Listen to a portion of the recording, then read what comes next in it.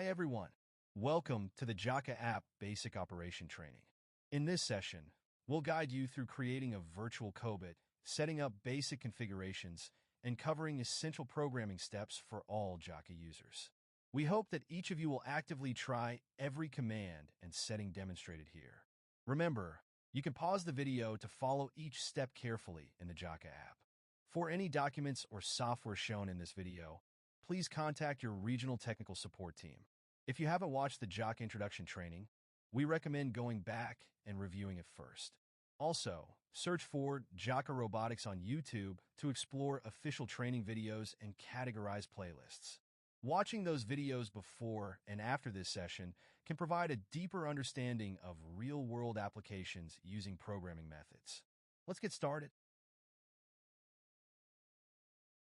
For entering debugging mode, it made for accessing COBIT with different version because when you receive new controller/cabinet from JAKA, the factory default version might not be the version you're reusing, such as if you want to upgrade to new version or using JAKA for temporary movement with different version of app, software on your laptop or tablet. I would recommend you step by step. 1. Open JAKA app with admin mode. Turn off every firewall and network protection which included domain network, private network, and public network. 2. After opening JAKA app, you will see the icon on right bottom of JAKA app. This icon heading you to check the all version. Then click on the version on app version 10 times. Then click the JAKA logo 1 time. And now you can try accessing JAKA with automatically inputting password JAKA's Wadman.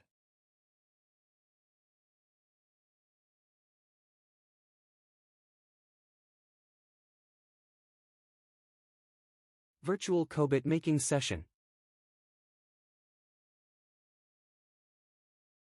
Hi everyone, today I would like to show you how to making the robot simulation and updating the JAKA cobot software.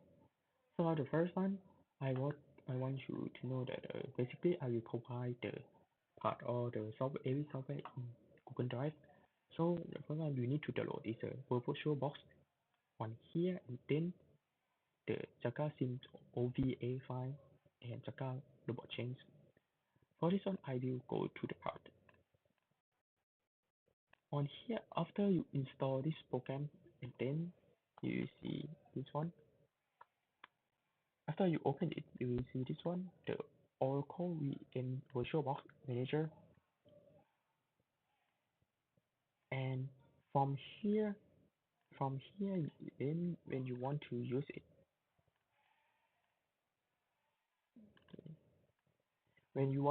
you select this one and then import. When import, you select the file that you have downloaded.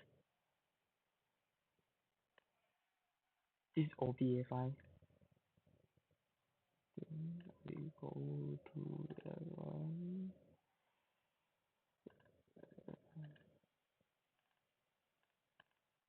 On here, we are finding this OVA file. Then we come back to this one. Next, and here's the part that to put your location. Currently, I want to put it here. Then I copy here this folder. Then I just select finish, and then it's importing appearance. So the part that I just select is now is the part that to save your virtual robot into it. So I already have this one, and on here you also can select to open it, to retain source or move cone setting. And so on here I would like to rename to be 140 Linux, and then I type okay. Oh sorry, 140.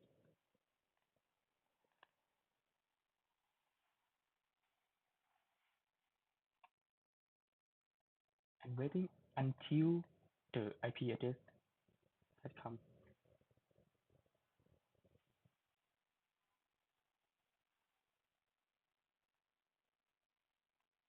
So as you can see from here, you can see the 192.168 168.56 and port 107. Here's your robot IP address. So for the JAKA app, I also want to make sure that you download all the software from my Google Drive, which I will provide you later. On here, you can see the first one will be the app. The second one will be the implementation add-on. I will ignore this one and go straight to the SCP and the server. So I will explain you later what is different things between those folders. But first of all, I want you to download this app and install to your C drive, and then you open up and see this one. So currently, after you open the app with by running as administrator, so you can see the robot have already arrived. You can see the IP address is here, 192 until 107. So basically, when you want to connect this one, because the version that we have such issue by VMware is not compatible with this version, so I need to go to debug mode. When you want to go to debug mode, you need to click app here 10 times and then click JAKA 1 time. Oh, sorry. Click version here 10 times and then click JAKA 1 time to activate debugging mode. Here is a thing that I want to go into it. And then come here and then you select want to connect and then you want to connect administrator. So this error is very normal for the virtual cobot because we don't have the CAN device to connect it. So already we have already go inside. Then from here, from the setting and then version update, you also can update the file, this controller file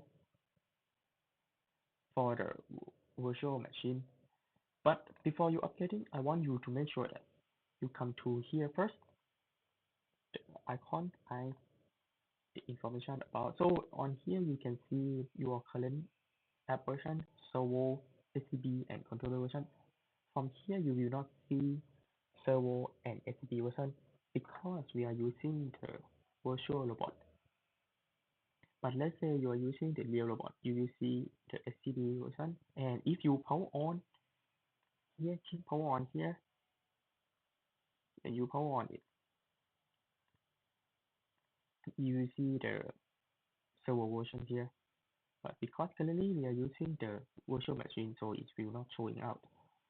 But in the future, if you want to update to the new version, you need to make sure that your controller version is x64 and your SCB version is more than 0.51 and your this is a SCB version and your PSCB version is should be more than 0.2.01.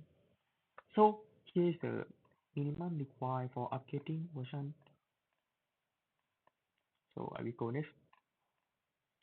Currently, I want to update the controller version. I click here and then I select the software that I put it inside for you. Is a controller version here. Then I just click here. But let's say if you are using the real robot, you also have the one-click package. After you select this one, it will pop up for letting you select what software you want to update. Controller, ACB, or servo. And then we click here to update. When updating, you need to wait around 5 until 10 minutes. When updating, you will find that your remote stick will turn into be flashing yellow. So you need to wait until flashing yellow become to blue. And suddenly it's already disconnect because every time we updating, it will reboot the controller automatically. then you also can see from here, if it finish updating, you will see the robot coming out, but currently it has not finished updating, so we need to wait. Okay, so currently I didn't do anything and it's rebooting. I will go back to the software. Okay, currently the IP address has already come, and in meanwhile I'm opening the JAKA app, the version, this version. So okay, currently we can see the robot. Then we can connect and then type the password JAKA so admin as usual. Then connect to the robot.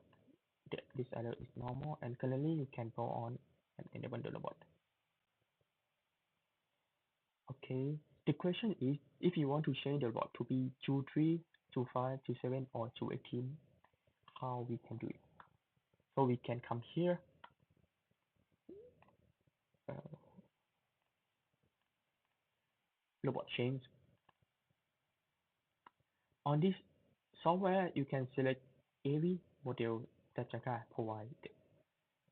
As we are using the tutorial and I want to change to be 27, and then I just click ensure, and you need to upload this one on the update version again. So I prefer to change, so I come here and then select again the that file.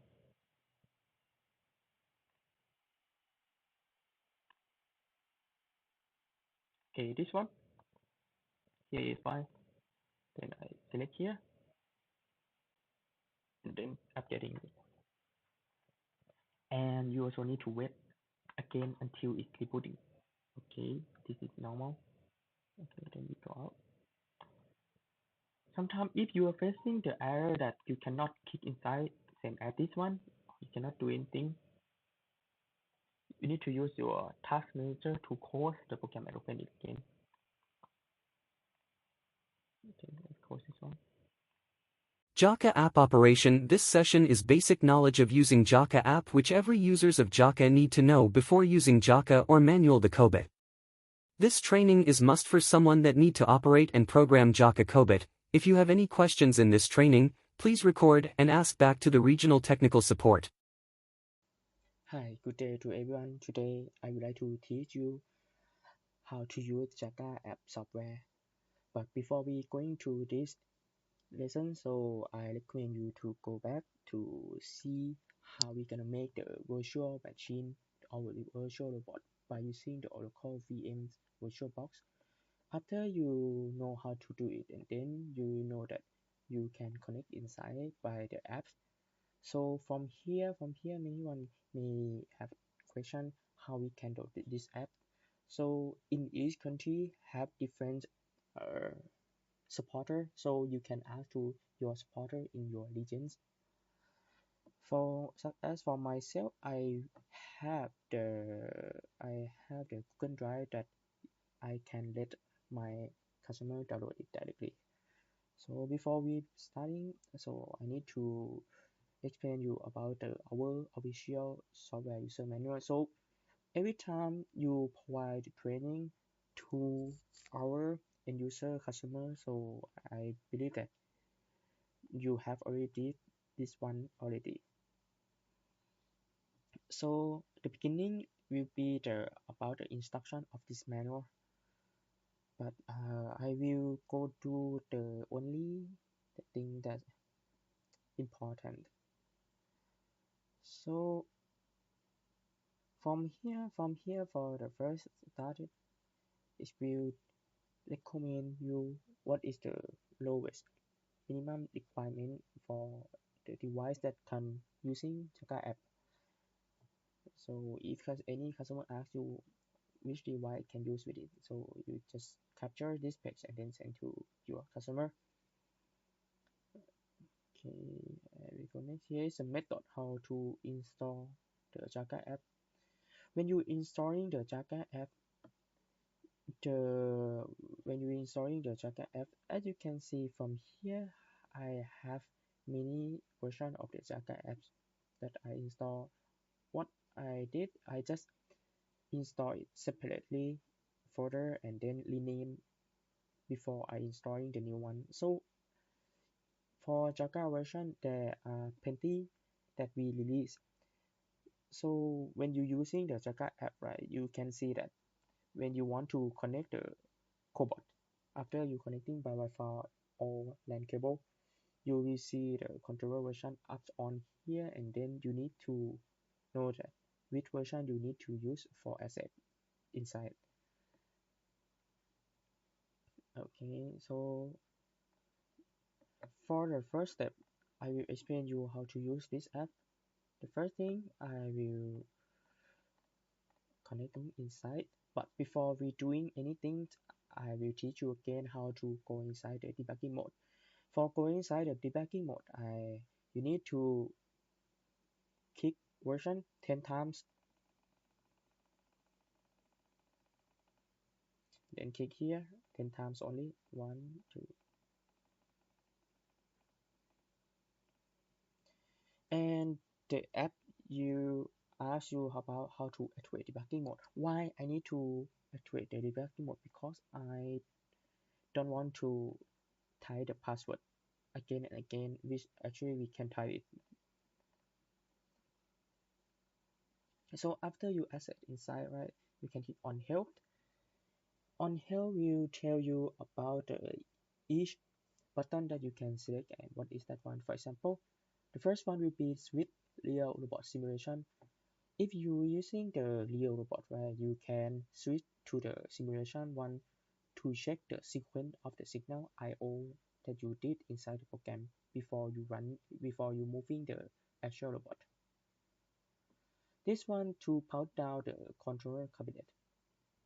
This one is for the robot setting. This one is for the log. And here is a robot guide. And here is a signal. Here LAN cable or the Wi-Fi. And here is a switch condition state. And here is safety checksum. For the safety checksum, someone may didn't know that. Safety checksum is a signature that every time you change something regarding the safety, this signature will be changed. For example, I change something to here, and you can see that the checksum safety have already changed. And for this one, you can interact with your PLC by using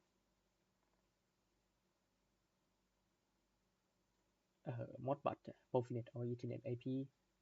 For example, if we are using the Ethernet IP, you can come on here 1152 checksum int 32, so you can tracking and confirming that no one have changed your cobot safety.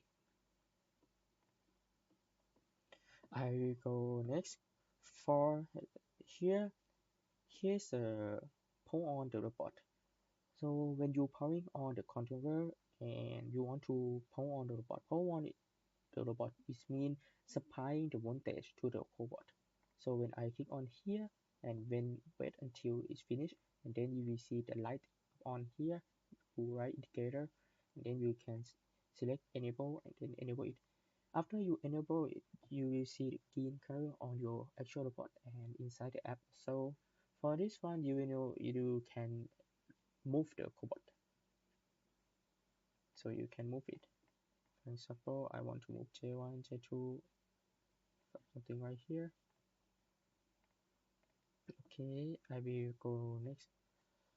For the lock, for the lock 5 on here, when you do things, you see the error happens on here, and then you can lead and tracking back what happened with your robot. Such as when we found this error, and then there's a reason and solution how we're gonna solve it. And from here with the virtual machine of the bot, there is no can device, so this error would occur. So it's normal to have this error. Okay, and here's minimize, restore, and exit. So from here, after here we call the home page. This one we call the home page. From here we call the programming page, and here we call the manual operation page. This one we call the I/O page, and this one we call the monitoring page. From here, you when you want to tracking some joint separately, you also can display. Then you also can do it to see some data forming the robot. Okay, and the output step also. So before we going to the programming, I want you to know about the setting first. But before we going to setting, I want to explain about the manual operation and I/O first. So from here, when you using the cobot, right, you can rotate the cobot by this page. For example, if I want to move the robot,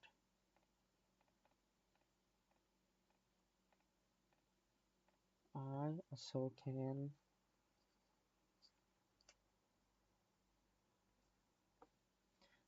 can try on here, maybe, and move it. And you can see that after I tie something on the jar, I select this one, calculate joy position, so I can move to here. If you didn't select it, so you cannot move it. So every time you have already changed things here, you need to calculate joy position because we are moving by joy. But if we are moving by Cartesian, then you use this one. And from here, before we starting doing anything, I need to explain about the TCP and Bro first. As you can see from here, we have two coordinates that we can follow it to. For example, on Z direction will be the blue color. So if I using the world coordinate, and then so world coordinate is here and infant is here. So if I rotate Z up, you can see that the cobot is moving up following this axis. And if I switch to infant and I move up, you can see that the cobot is following this coordinate. So when you operate the cobot, you need to make sure that which coordinate you are using, the system coordinate which you are using. And if you keep inside here, there are a lot of TCP that you can make it by yourself. And for the coordinate, you also can make it by yourself. What that I mean that you can make it by yourself, I mean you can change your TCP to some point, such as this one. I have already changed TCP to suction cap. On here, you can see that my TCP have already changed from the infant to here. So it means the reference point have already been changed to here. Why we need to get the TCP, right? Okay, let me try to rotate by this. When we rotating by this, right, you can see that the cobot will use this point as reference. So this point will not change if we rotate from here, but if we move from here, okay, of course the rotate will change. And you can see that if I rotate y past, it's again, right? The y is again, so it will rotate from, it will move following this direction. And if I'm using the infant, from the infant, right, if I rotate from here, you can see that the reference point will be here. So you might want to know why we need to get the TCP and the world connect to make our life easier to teaching the position. For example, if you have many the user frame, right, you try to imagine that your station table is not parallel with your world coordinate. So it means sometimes it will be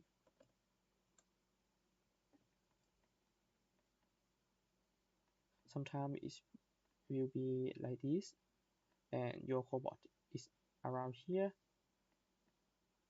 doing things here. So it means if we can create the user coordinate around here, so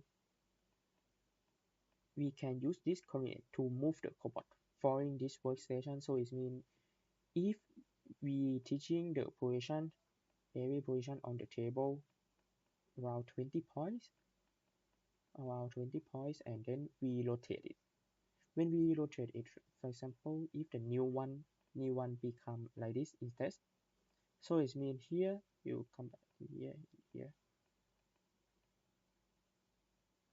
So we don't need to teaching the 20 points again. What we need to do, we just make a new user frame on here, align with the table.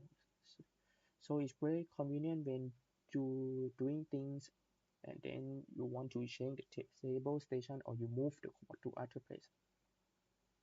So please remind to make your user frame, and TCP correctly. Last but not least, in this page, I also want to let you know about the stepping.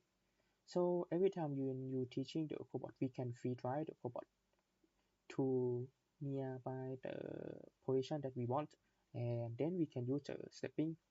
For example, I step here 5 millimeters from joy. We also have again here, but usually we use only this one 5 millimeters, and then I want cobot to move following this TCP and then move going down, and then I move.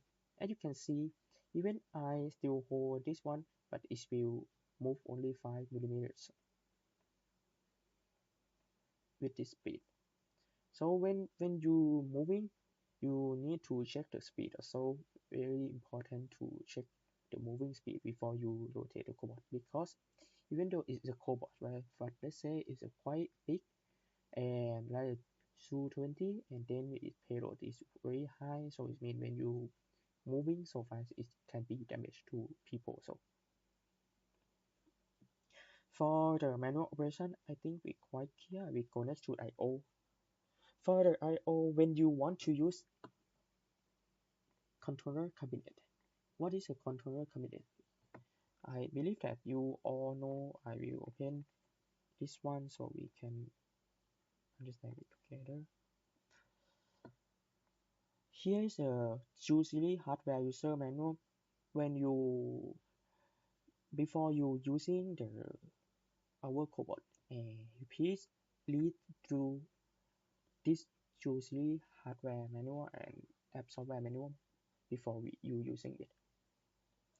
So I will go to the IO. Okay, where's my IO? Okay, it's here. So at the front of the cabinet, I mean the standard cabinet, you can see that there are lots of digital input output that you can use. So when you want to use a digital input output, it will up on here, and then if you want to set this one to be running the program, you also can do it.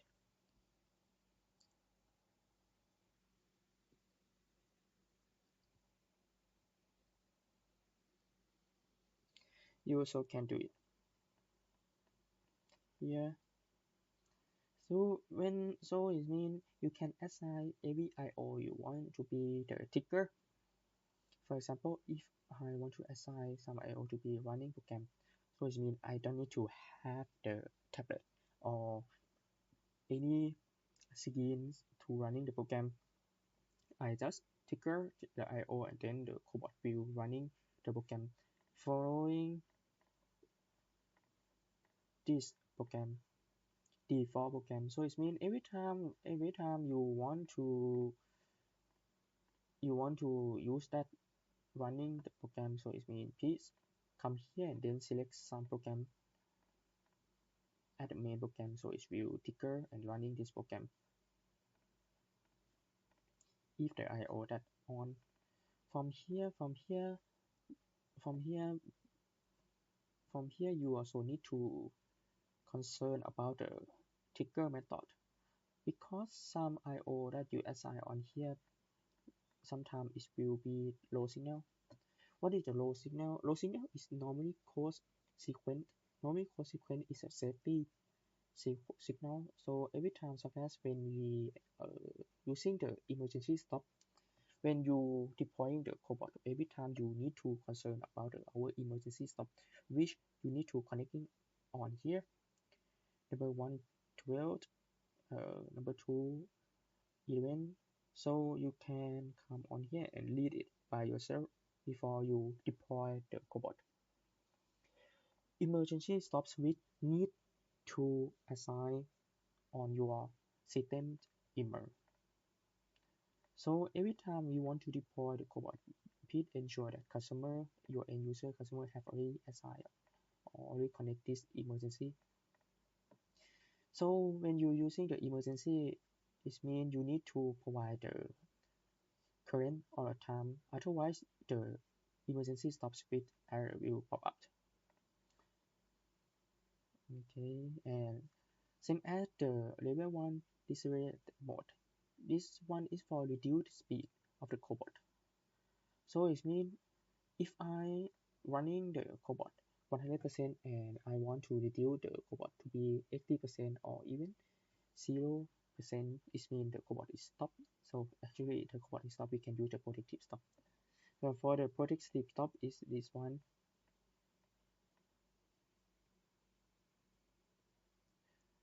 Safeguard stop. But for if you want the cobot still moving, then you also can come on here, setting, safety. Where is it? Where is it? Oh, here.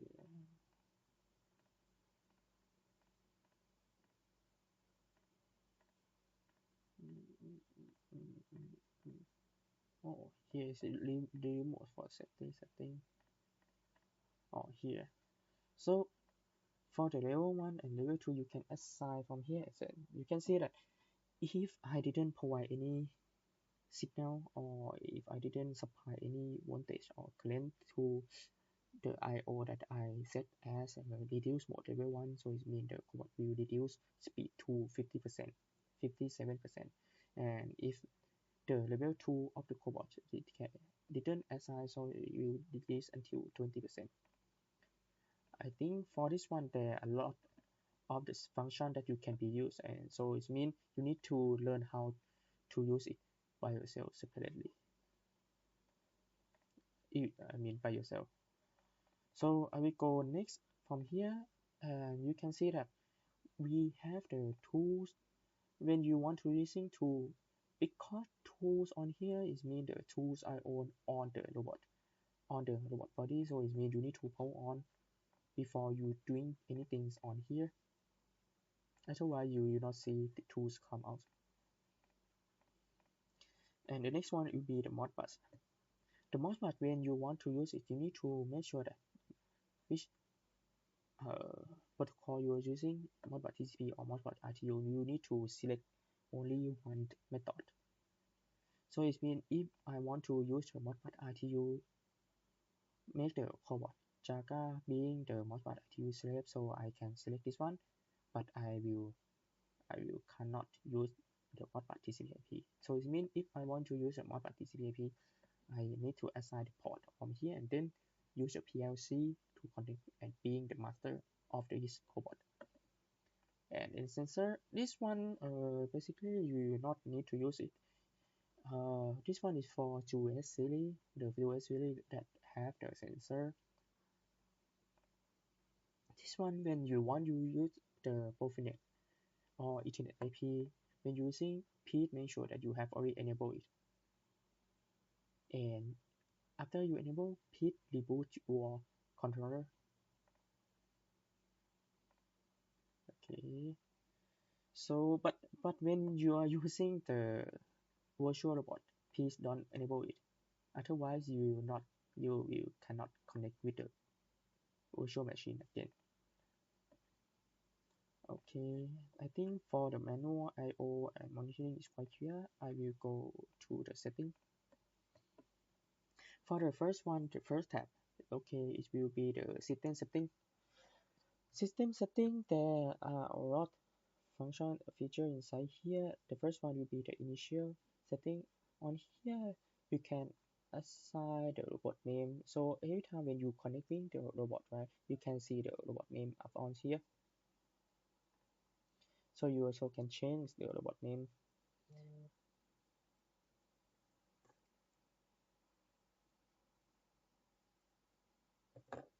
Wait a second. Okay, sorry. So I will come here again. So let's imagine that you have plenty of the cobots. If you have the plenty of the cobots, right? So you can come here and then you can combine every cobot and linked by the Wi-Fi router, and then you see many cobots up on here when you're using the same router to apply it. After you connecting the Wi-Fi, then you can select what cobot you want to select separate by the robot name. For example, this one is line 1, then I just click. Then every time that you connect with the Wi-Fi, you will see the JAKA to line 1. Oh, yes. And I forgot to inform you one thing. When you are using the JAKA app, please ensure that when you open the JAKA app, you open it by admin. So it means JAKA app need to open by admin, and then when you want to connect the cobot by Wi-Fi, sometimes you will not see the cobots up on here. You need to turn off your firewall, otherwise you will not see it. Here is your firewall. You can turn it off like this, so you will see the robot up on there. But let's say if you really cannot turn off your Wi-Fi, right? We also have the offline connection that you can assign the robot IP address, which typically the Wi-Fi IP address will be, and then you click connect. But because I can see it, we connect it by here.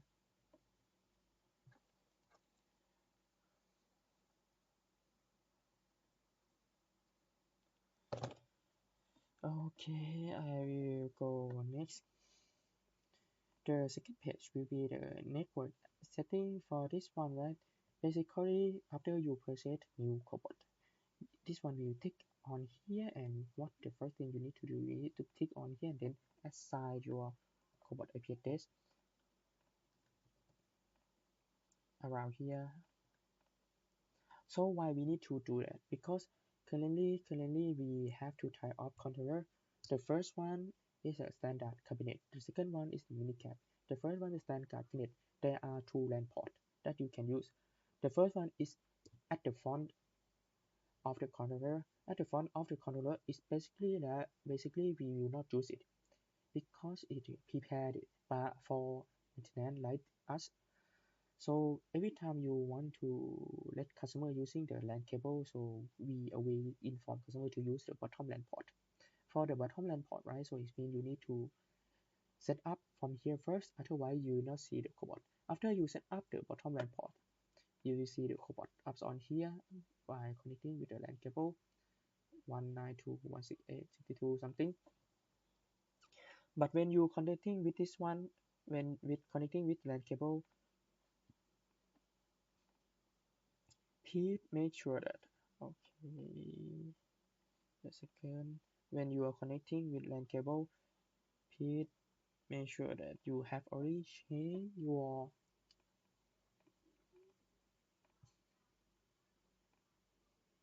Internet Protocol version 4 on here, and then select this one 192.168xx and whatever. And we come back to here, and then the next page is add-on. What is add-on? The add-on basically it is for the adding some feature to your cobot, such as we are using the we have the add-on like the prioritizing, auto connecting. But for this one is very important that you need to use it. It is a system add-on. For this one, you can see that we cannot turn it off. If your cobot can turn it off, let us know because it has something wrong with it. So from here is very important because this add-on system add-on, you will see the correction response. From here, pause or stop the program when a correction is detected. So it means if you want the cobot, no need to starting the program again, just only pause the program, then you select here and then you select pause. For other things, if you want to enable it, you also can enable it. And I will recommend you enable it here, pause, change to pause, and from here, on activate, the emergency will not have the program. The program can be resumed after enabling the machine. So this one is so very convenient to do it if you want, but basically I will disable it. Otherwise, someone may have may confuse because this one is quite advanced. And here is the page for version upgrading. If you have already watched the how to make the virtual machine video, you know what is this one. For this one, because we have many cobot versions, so that this one we are using the controller version 1.0.1 underscore 40. So essentially, if you want to upgrade it, then you can come here and then upgrading your controller version to be the latest one. But I recommend you to use the original default from factory. And here is a system backup. What is a system backup? Basically, when you assign something such as the level up, level down, or function inside here, running program, then okay, if you see this error, too many input are set at the same function, so it means the IO have already set here, so it means some IO have yes is here, some IO have already set to be running the program, so you need to turn to none first, otherwise you cannot run set here to run. I will come back to here. For the system backup, every time you want to backup this controller or cobot to the new robot to use the same name or everything, then you just click here. So and export. Every 2 weeks, when you after you deploy the cobot, every 2 weeks I recommend you to do the backup. Every 2 weeks, okay, to your PC, you can put down to your PC, and then if you want to import file, you also can import file from here. The user management. The user management is the page that we can modify password depending on the levels of the user. As I said, if your end user customer is inside the production line, there are a lot of operators who want to starting the program or want to change something, then you can assign the password in here and then from here. But basically we connecting by administrator, so it means I will not change any password. But let's say if you want to change that password, you also can do it from here. The next one will be the operation setting. The first page will be the TCP setting, payload setting, user coordinate mounting setting, error diagnostic file. For the first one, the TCP setting, it's very important that I said at the beginning of the video that you need to assign the TCP from your actual TCP. For example, if I don't know the position of the TCP, I also can assign from here. But let's say how you gonna know the position of the TCP upon here. You don't know this one is X or Y. You need to observe by the button at the end bank. As you can see, at the middle of the button of the end bank is the Y direction at the default, and if you rotate 90 degrees, which be the X, and Z direction will go out from the end bank. So it means for my side, if I do have the data for my keeper that I have already measured it in the real world, I mean measure it by myself using the rulers or other thing to measure its vernier. So let's say you also can get it one from SolidWorks, so the data from here, or you also can get by the robotic key if you know how to use it. For example, if I have the cobot like 2 3 and I want to make the dipper for myself, so from the robotic key, I can attach, and you can see that if I attach to the cobot, right, it will auto connecting at the entrance, and you can see that there is a TCP come up on here, and I also can make my own TCP, add TCP, and from here, because that we want the TCP coming to here, I will click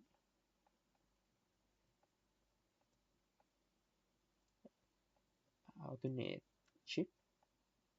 If you know how to use the robotic key, please go to the robotic key YouTube website and then read it.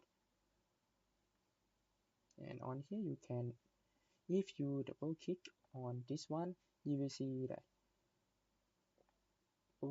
Z is 140, so it means I also can assign here 140, so it will be the DH keeper TCP, and then I can use it. You can see.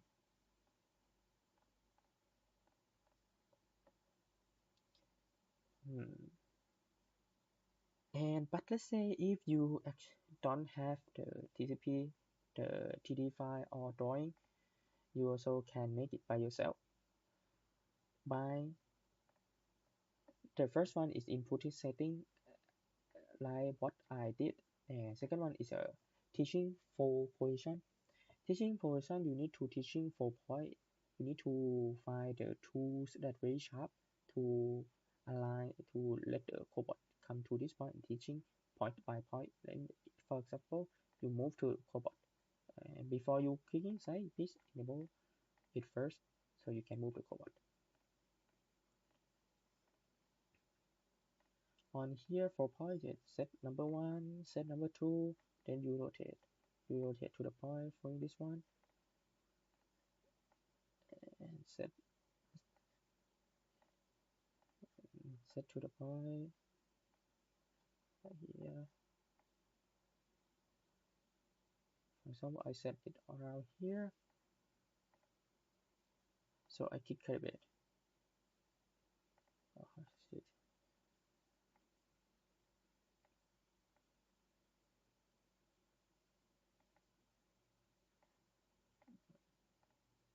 Okay, so after I calibrated the TCP, I just click OK. After reteaching and then calibrate, click OK, something like that. And for the 6 point, I also can do it for 6 point.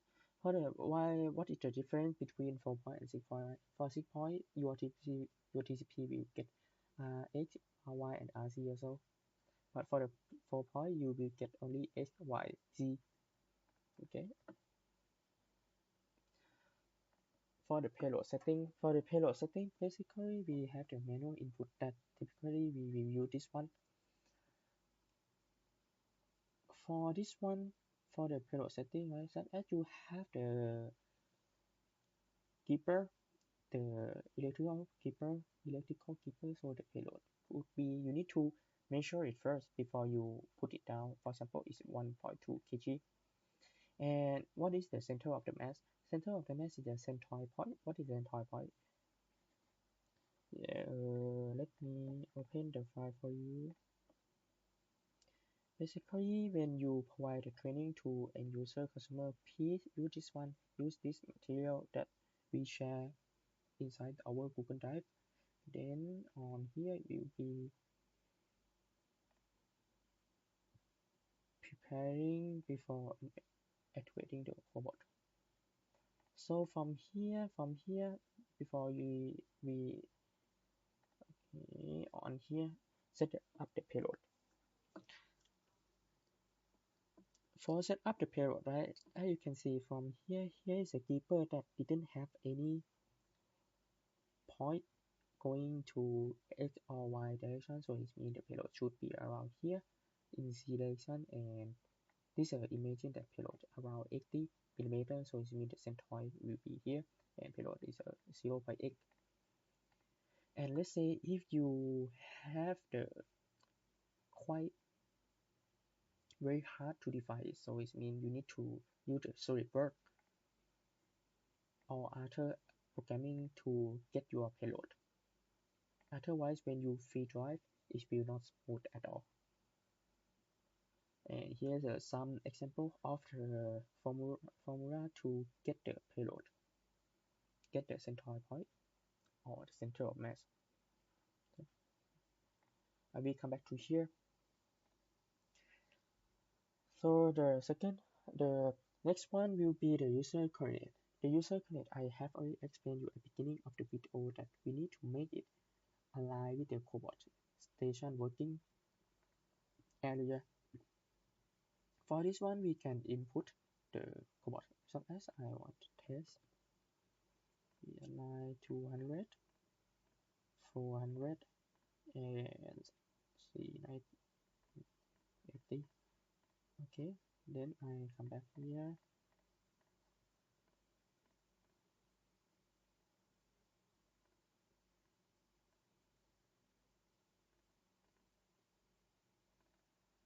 Okay, this one. This my user coordinate that I have just made it. You can see that the degree will rotate around 80 degrees from the beginning. So the question is, sometimes right, we don't know the actual one, we don't know so how we gonna do it. For making the user coordinate, we also have another method. It's a T-point setting.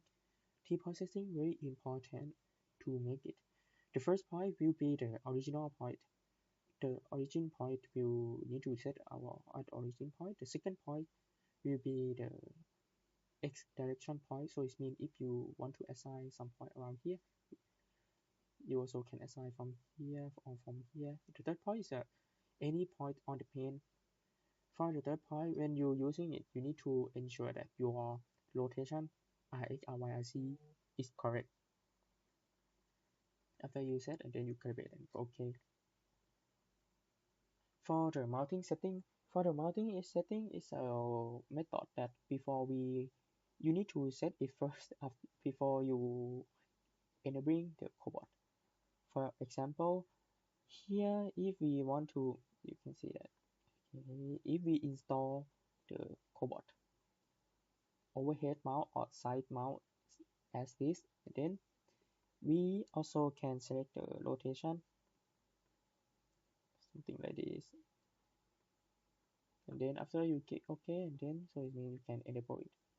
I will not click OK because I want to install normally. But let's say if you have the overhead mount, you also can do it like this. Last but not least, for operation setting,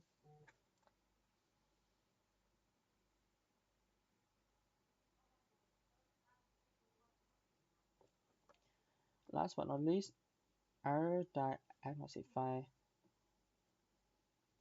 From here, so it means every time you get any error, such as the cobot was hit seriously, this error will be recorded. Actually, it's recorded all the time, but when you want to get it out, you also can get it out from here, and then we can read this data, what happened with inside, and then we can try to analyze and then feedback end user consumer what happened with the cobot. So when we want to evaluate our cobot symptoms or our cobot health, we also can record from here, and then we try to move the joint. We try to move the joint to check the feedback from the joint, and then we click OK, and then we export to our PC. So it means every time you have problem with the cobot, some problem is only temporary, but some is a permanent issue. So it means you need to check from the log file. From the log file, you will see the time, and the time you also can come on here and then observe when the error coming out, and then you can export and send back to JAKA, or to or let the end user customer send back to you or JAKA. So the next one, the beta. Okay, then we go next.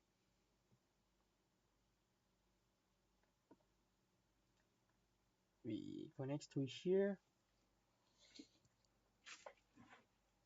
Okay, so we have already finished the error diagnosis file. So in the future, JAKA technical member may ask you about this one, because we need to gather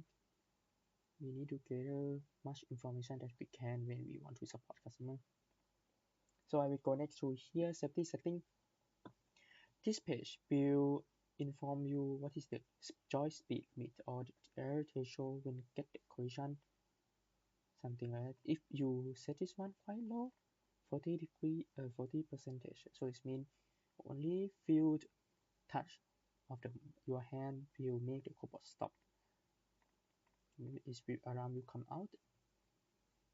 And we also can limit your joint, but basically we cannot do it from here. We need to do it from WinSCP, which is another program for getting inside your controller. And this one is robot orientation. When you want to packing your cobot to the default or your default factory ship to your place, so you need to use this one, default orientation. Then you move to the joint. Then cobot will move following this one. So you need to move, select move, and you see the cobot is moving. And I will go next. The open orientation.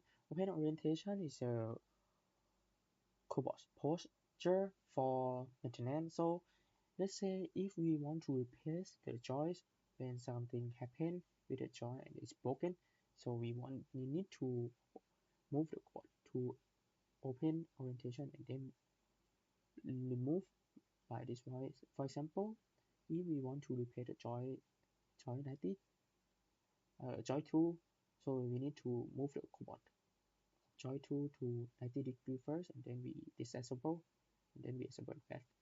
This one is an initial orientation point. This one is your home position, which you can set it. For example, I want this point to be home position. I click OK, and then every time that I turn on signal from here, and then you need to come here and then use the home IO.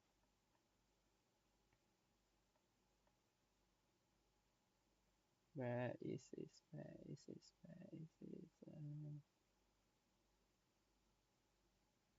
Return to initial position, and then it will going back to this position by moving joint. Okay, I will go next to here. This one is very important. This is the most important inside this app. Is a robot limit. So every time when you deploy the cobot, right, you need to make sure that you have already set this this data correctly. For example, if you are using with a human, so it means you should not set to this one, because the file limit have already going to 100%. So it means yes, it will stop, but it might get the human harm. It might harm to the human, to the people who working with the cobot. So if I were you, I will set around stick or generally. For the generally, it's quite okay already. But let's say if you want to set it, such as you want to increase the TCP speed, so I come here, and some error will come out like this. So you need to come here and set this one lowest first. You can see that just now some error come up. and I want to come here. Okay, and then you can see the momentum limit exceed the robot parameter range. Okay, so I come here and then TCP limit exceed the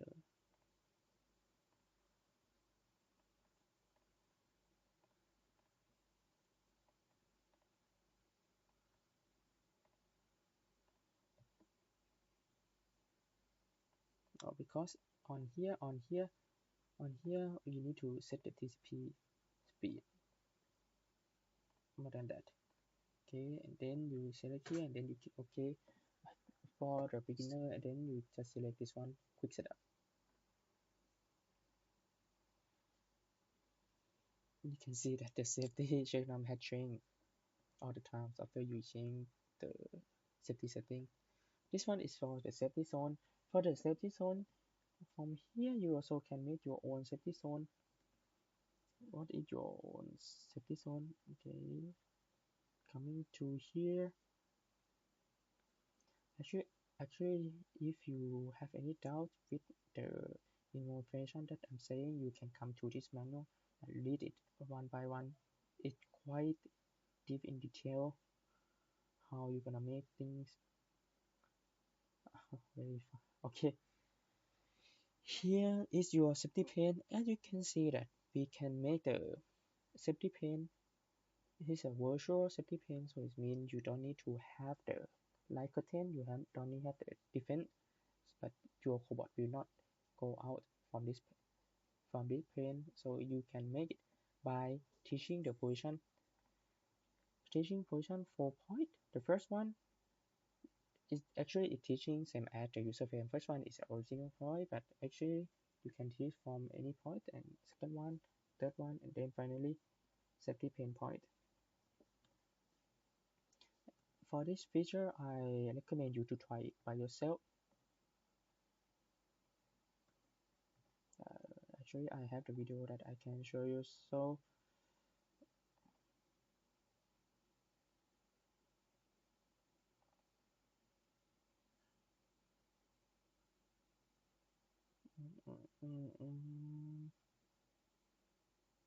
wait a second. So from here, okay, for example, we have the pane here, and then here is your first point, here is your second point, and this one is your third point. As you can see, we put and fan attached on the pane, and then it will making like this. And what is your security point? The security point basically I will teach above on, out from the pane around 10 millimeters. So it means you move backward 10 millimeters and make it at the security point. When the cobot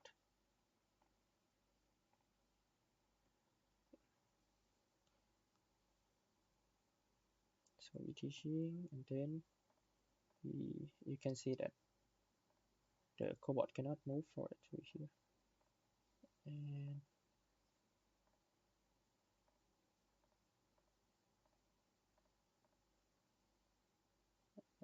here. Okay, nice. Wait, okay, we go to tool orientation. Tool orientation is another method that we can fix the tool do not rotate. So from here, for example, we have the quite sharp tools that attach with our infants, and then we don't want cobot to rotate, so we can lock the cobot assist from here. The final one for safety setting will be the dedicated safety IO, but this feature will provide it in standard committed only because they require a lot of IO. For example, if we want to using the T position in bring input for someone that doesn't know what is the three position enabling input? This one is like the dead man switch. Dead man switch for operating the cobot. So if you need to assign this button, then you need to connecting, then you can make it like dead man switch. But let's say if you want to know the function of each feature, so you can come on here again, the question mark, and then you can read it. And this one really important that we can set the operation sensitivity inside the safety feature. For example, when we some point we want the cobot to not that sensitive, we also can set it to be level number 5. So it means it will not quite safety, but it's a too sharp shot, so it will not make the cobot get correction. Sometimes when we pick or placing with the position that not not accurate. For example, your tray of workpiece that you want cobot to pick or you want the cobot to place on it is not accurate. So sometimes it got hit, then you don't want it to happen.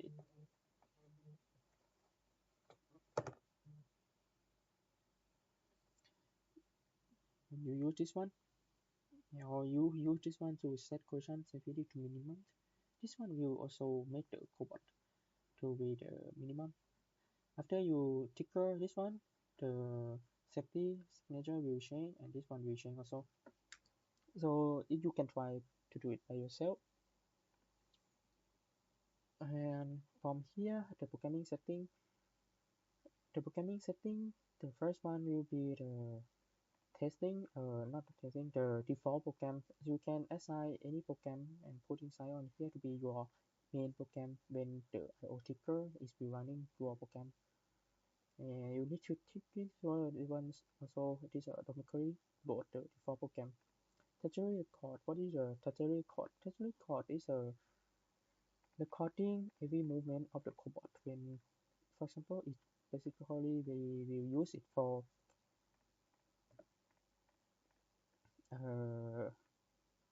exhibition or doing things. Okay, for example, we recording or moving by free drive, and then we stop recording, and then we come on here, we rename the program, then we use this one, then we run. The cobot will move following what we did by using tertiary record. The next one will be the system variable. System variable is very important because if you want to make the program quite efficiently, you need to make the system variable to link with your other program when doing the subtract. For example, I can make it from here, the number 1. So if I open the programming from here and put inside the system, you can see that I can see Lee from even this program or other program as well. Lee is here. Okay, I will go next. This one I already explained. This one is a hardware and communication. For the first one is a MOSFET parameter setting. This one I have already explained. This one I will not explain. I think that's all for the stepping. And the next video will teach you how to do the programming by using the JAKA app. We will go to each command that's quite useful to do it because our command has many commands, right? When you want to read it or you want to know it, you can click on the question mark or so, and then there is an explanation that will explain you how to use this command. But I will go through the not every command, but the command that you might need to use. And thank you. Hi everyone, thank you for having me. So for this video, I will teach you how to use the JAKA app JAKA command that we often use it.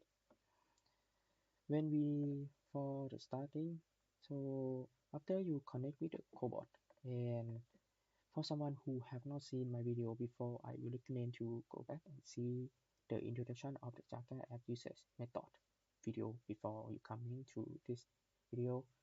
So after we can connect with the cobot, we come to this page.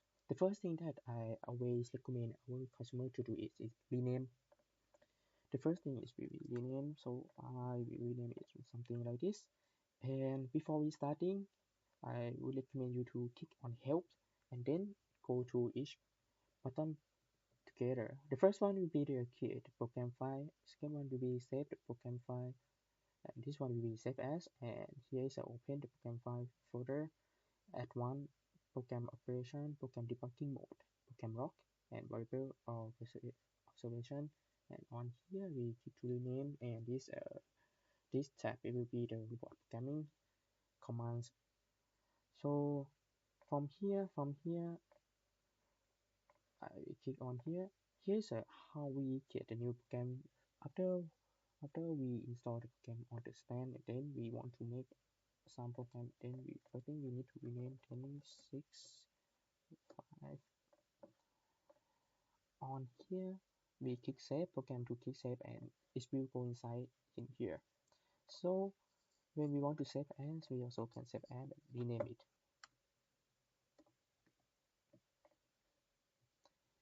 After you save as, you will not see the program that you have just saved. You need to come here and then go inside the program that you have just saved. From here, after you open the app, you will see that I cannot click on something because it's locking. You need to unlock first, otherwise you cannot drag or move something inside the program. And for this one, advanced program operation. For advanced program operation, you can select to copy or delete separately. Such as you want to copy only this command, so it means you can copy and then it will appear on here. And if you want to delete all, you just delete all. And for debugging is very important. So when we have many command at the same time, not at the same time inside the program, then we want to running the program line by line, we use this command. After you hit next, then it will next. After it's finished running this command line, and then we go next, and then it need to wait until it's finished, and then the arrow that pointing at the command will going down step by step, something like that. So the first one we go to it is a move folder of the command inside here. As you can see, there are lots of command, and it will appear in blue color. If you have a question what is in this command, then you can click on here. On the question mark will explain you how to use the command in every command that you can use on here, but I will recommend you to go inside our website manual on here, because in our website manual it will update all the time. So sometimes we have new command inside our JAKA app in new version, and then it will appear from here. So the first one, before we starting to anything, I need to explain about the pen first. What is the pen? Basically, if you have experience using the robot or robot after band before, you know that when we teaching the point is teaching point by point, such as we have the P1, P2, P3, point number 1, point number 2, and point number 3. If you using the pen command inside the movement of JAKA app, you will see that inside here we have the radius we call R, and then you can assign how many millimeters from here to here, and then the cobot will move following this curve. This is very important because sometimes if you want to reduce the cycle time of your application, you need to use pen. Otherwise, when you move from P1 to P2 and P3, move out, the cobot will stop from here, and it will take time to increase the acceleration to move to P3. Okay, let's go inside the first command that we often use. For this command, as you can see from here, that we can name or we can put the variable inside on here. And if currently we are selecting in move J, so it means in move joy.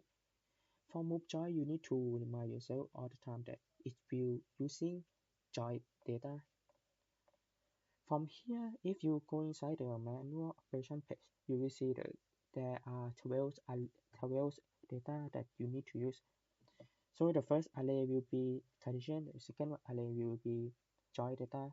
So if you're using the move J, so it means it will moving following the joy data. So from here we can control here and then change the joy. For example, I want to move the cobot to this position.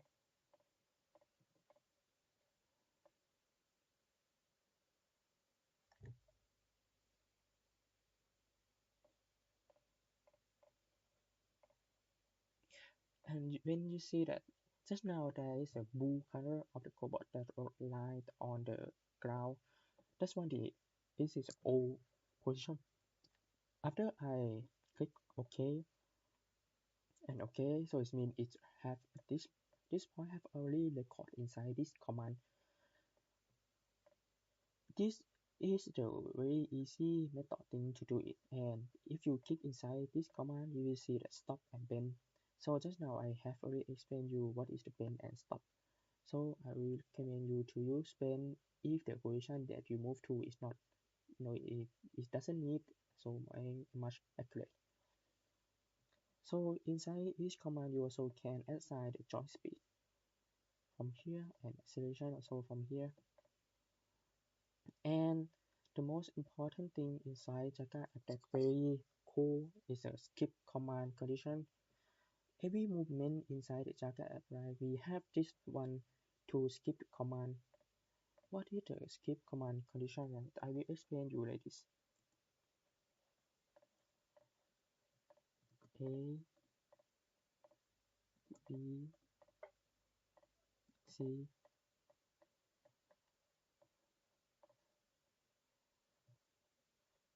So as you can see from here, we have 3 points.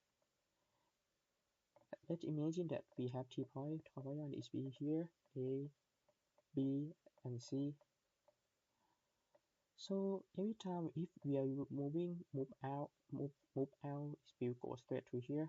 But let's say if we want to skip movement of the B, what is the skip movement of the B? Sometimes, right, if during the movement, cobot is moving to around here and then some signal IO something on, and then cobot will move to C. So it means it will skip command B. Okay, so it means when we want to skip some movement that we don't need to use after we getting some signal from PLC or from ITC, we also can use this command. And the question is, if the IO have already turned on beginning when moving, so IO have already turned on before it's moving, so A will go to C directly, will not go to B. This is the skip command condition. And if you are using move J as I using, so you can click on, you can select here, use the Cartesian position. As I mentioned just now, the move J need to use the joy data for moving, but if you select use Cartesian joy position, so it means we can use the Cartesian to do it. So, but when you're using this one, you need to ensure that your TCP and everything inside this point is okay. For example, if I click it right, when I'm using world coordinate, you can see that the TCP is heavily changed. So when you're using move L, you need to ensure that your TCP or world coordinate, your user frame is correct. I will go next to move L. And move L, you can see if you select inside, you will see that there is no use Cartesian selection that we can select inside here because when we using move L, it need to use Cartesian all the time, and we also can adjust speed separately from here, and we also have bend from here. So for the next command is a move J group. For the move J group, what is this command? This command need to be used with this one. This one is move waypoint. What is move waypoint? In JAKA app, when you using the system variable, actually there is only one type. It is the number. We come to variable first before we come back to here, so I can explain you about our variable first. After you select pass on here, you select add. You can add the system variable. System variable can be only number. This variable you can use to other programs, but the other variable such as program variable, speed variable, position variable, you cannot use with other programs. So it means if you want to synchronize something going outside to PLC to other program when you doing the subtrade, so I will recommend you to use the system variable. Okay, and for the first one, program variable, system variable, from here we also can assign everything, test. So we also can assign for integer or something like this. We also can assign, and after you click inside here, it will up on here, and then we can drag and use it. And for the program variable, we have three types. The first one will be number that I have already explained it, the same thing with the system variable. The second one is a string, string is a character that you can assign from here to check. Why we need to have this one? This one also very important when you're using with the camera, because when you're using with camera, the socket display that you communicate with you getting at string all the time. So it means after you getting a string, you need to convert. For example, when you're using with some band camera such as Kian, from the Kian we can assign the first point will be, I don't know, maybe will be the label, or will be the true or false, or will be the OK or NG. We can assign from here, and after we also can assign XYZ, IX, or YZ. And when we want to use this data to moving it, so it means we need to separate between 0 and the point position that we want to use. So it means, but when we receiving from camera, right, it will come as string. So we need to separate it, something like this, and then we can use 0 to be the labels or OK or NG, or our condition to following this point or not. The next one will be the array. As you can see inside here, when we having the string, right, when we want to move the cobot position to this point, so we need to convert string to array.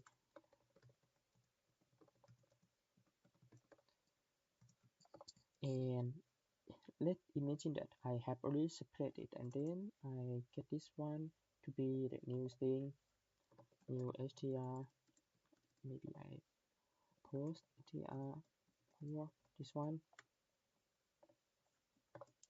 So I can convert post str, convert string to array, and it will become array. And then we can use this data inside the movements. I will go test post. Actually, you can assign everything, but for post, you need to assign 6 data inside here, x until rc. And then you put inside here, and then you can use it to move. So we can move following the point that we have from camera. I will go next to to speed variable from this one. For this one, when you want to increase the speed in some group, as group 1, and I will use the max speed, something like that. And when we doing the programming, we can come to this one, set global speed. Generally, it will set at the default speed all the time, and it will generally, if you don't have this one, it will follow the joy speed that we have set inside each movement. But let's say if we have already set at this one, when you doing the programming, every movement inside here will following this speed. So let's say if you have many groups, you also need to create a new group. For example, going down with slow speed. Then I slow speed.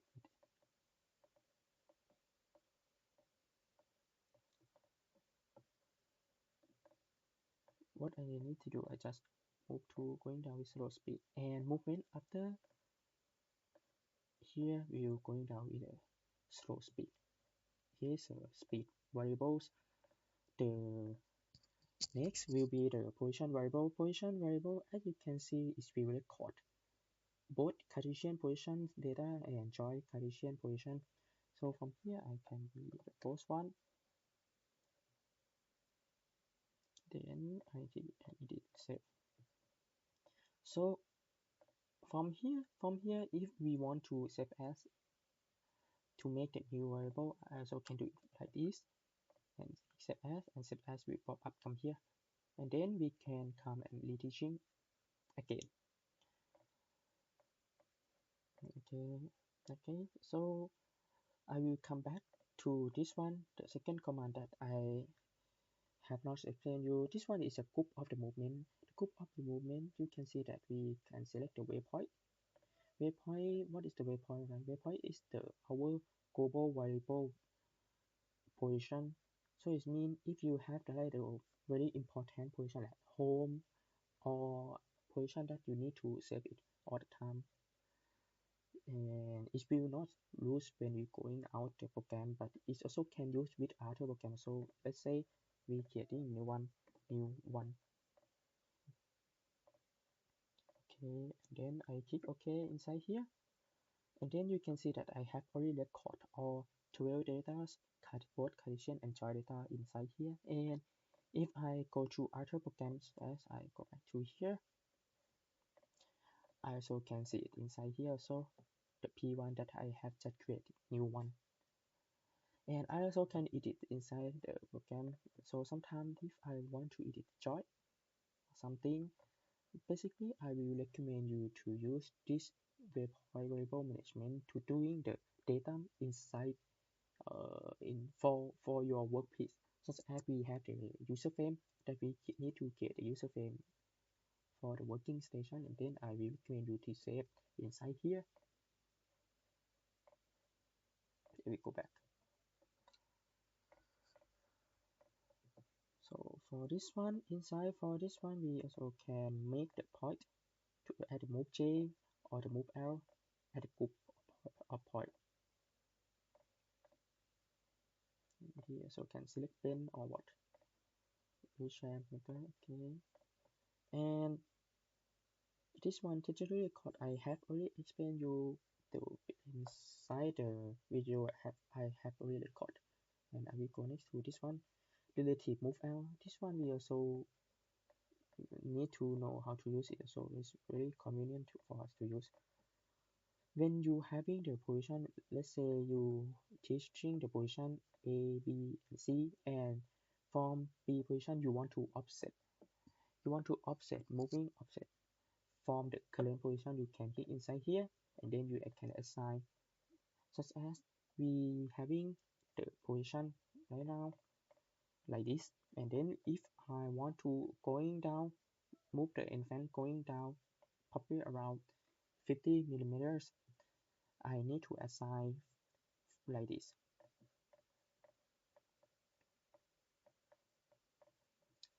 50 millimeters going down. For going down, we need to ensure that we are using the correct one. we using the correct one. What I mean? I mean we are going down, so it means I need to get z in past. Maybe I can show you right now here. Okay, and then we running the program. Oh, it's very too fast.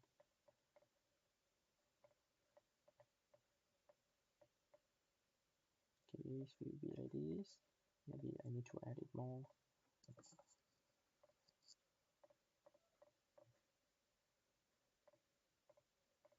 You can see that Cobalt is moving down, and because it's following the TCP, it's very important that you need to select following the TCP or user coordinate.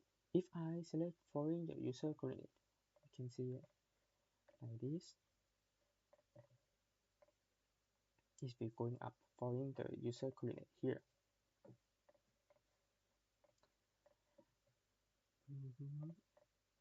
And this one we also have the skip command. I will explain you about the technique how to combine this command for doing the actual application later. For the next command, move C, and okay, I will go to move C first. Move C, I will teach you by going inside the manual. When you doing the move C, as you can see from here, we can assign the position, midpoint, and endpoint here. Midpoint is mean P1, endpoint is mean P2, and where is the starting point, P0.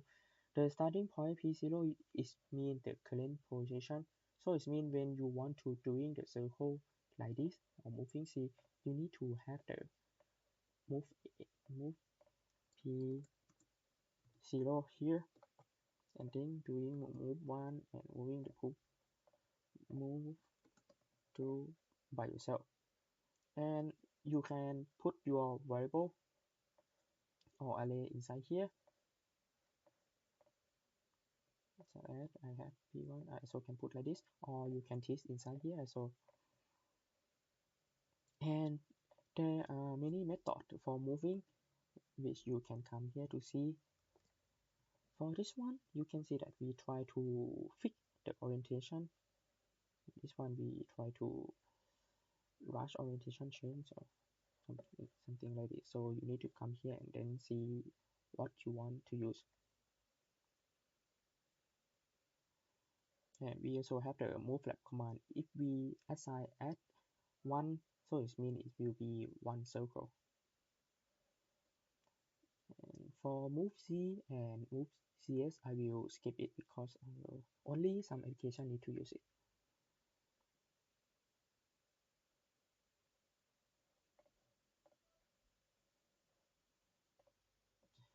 Okay, after we finish how to doing the move C, we go next.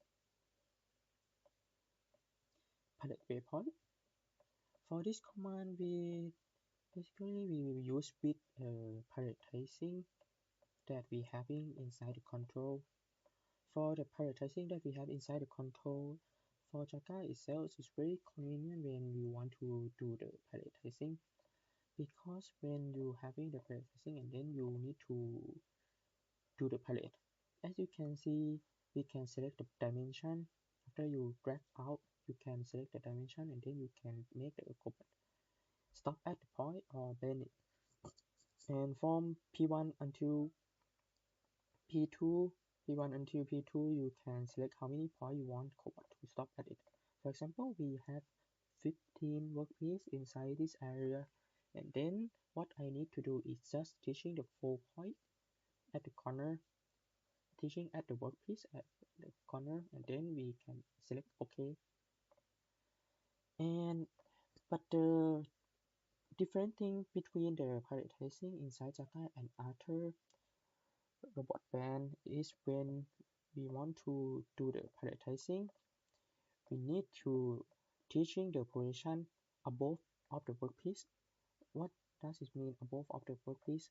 Okay, let's come to here. success we having the palette tracing around here, and then inside the palette there is a workpiece.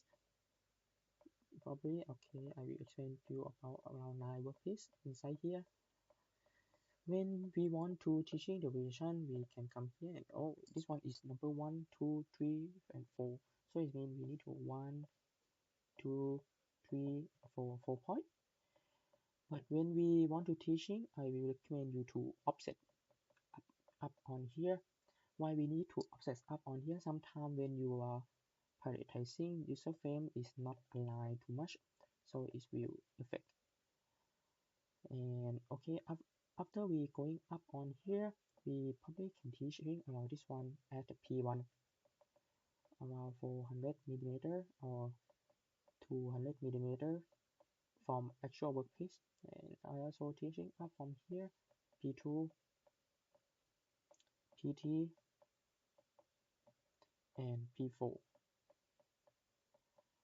And after you using this one, you need to combine with either relative movement for going down.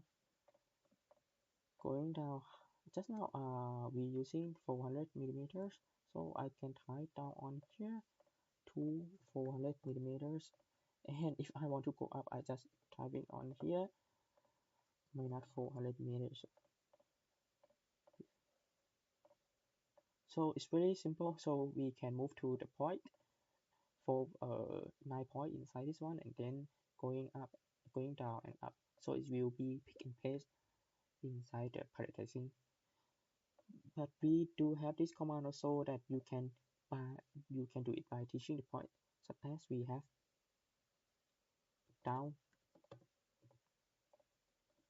and up. So what you need to do from here, we can drag this one, teaching this one to the actual workpiece. To actual workpiece is mean you can teaching inside the palette teaching point to actual workpiece P1 and workpiece number 1, only number 1, and then we going down to this one, and then we going up to some point around here. So it will be palette up here, palette down will be this point, and it will automatically generate the movement waypoint like this. If we coming to this way, so it will copy and coming to this way all the time. So you don't need to teach other point, only the first point, and it will looping, moving, following your command.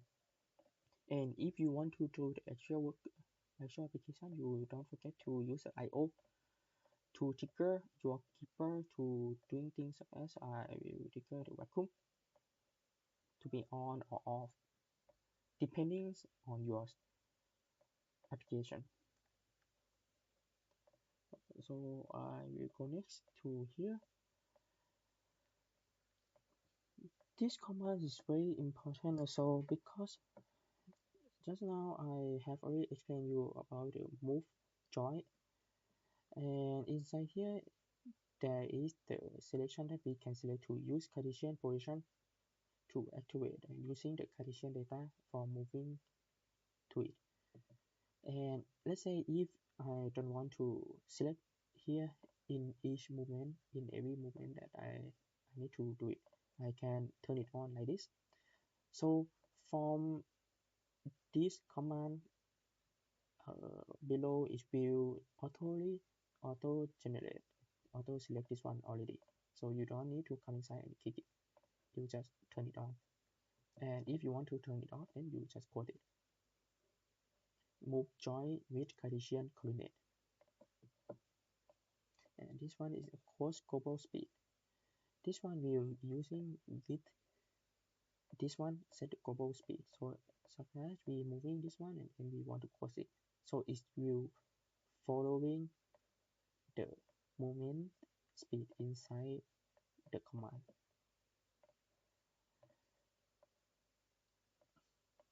Okay, and for move Z and move ZS, I will not explain it, but I will show you some picture in case you need to use it. Move Z, move ZS.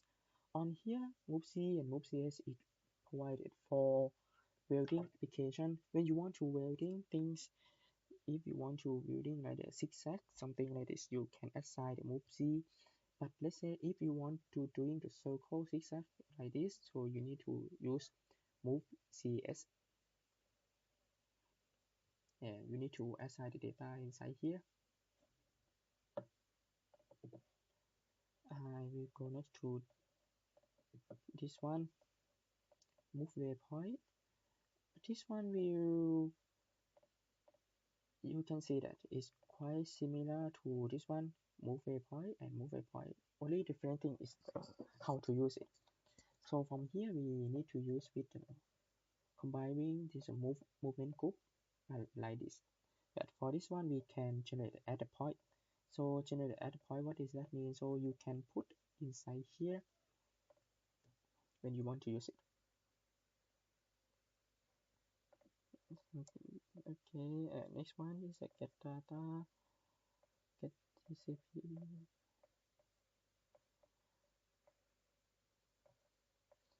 For this one, if you click inside on here, you will see that there are many values parameter that we can export or we can get from this command, such as join position, TCP position, fang center pose, and payload, and force, position sensitivity, system times.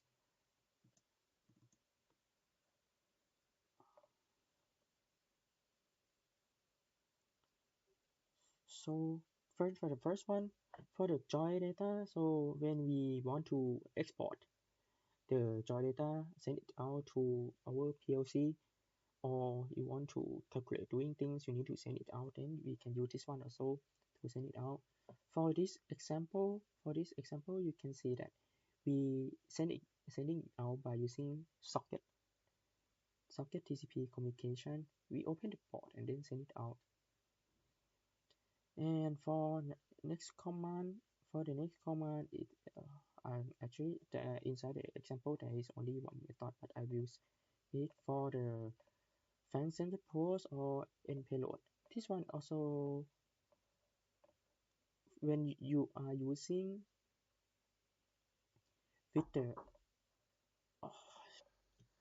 for the get end force, if you have the force sensor that attached at the end fan of the cobot, you can get the data from here.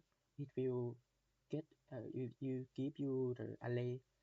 For this one, it's very important that you need to know what parameter you need to use and what is the type of parameter you will get. Such as when I want to get the system times, so it means I need to use array. I need to use number to get it. For example, I also need to get a new one time.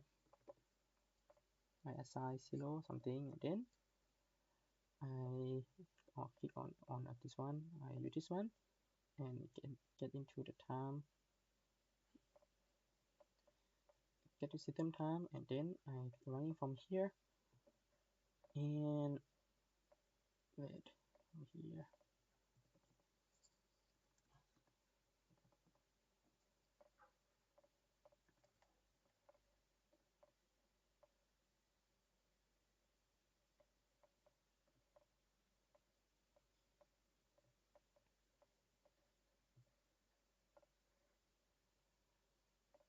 So on here, I want to pin it out. So I will use lock command to pin it out. And I need to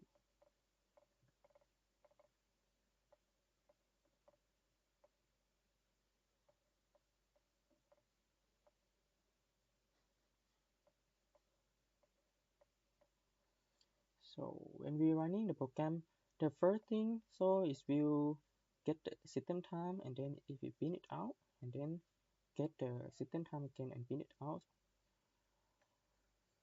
So from here, if we press on lock, you can see that here is a data that you can use. So the time is not that how to say, quite easy to understand it, right? So what we can do with it is we need to minus, and then we can make it when we can make it to be the cycle time.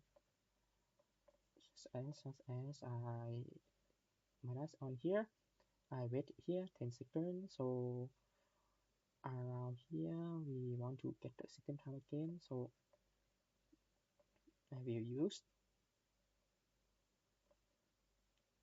time minus time. Okay, but this time I will not I will pin it out only one part. So get time minus time 6 times. Let's try this one.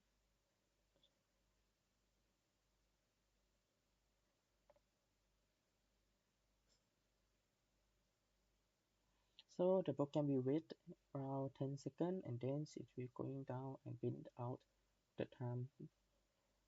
Let's check it out.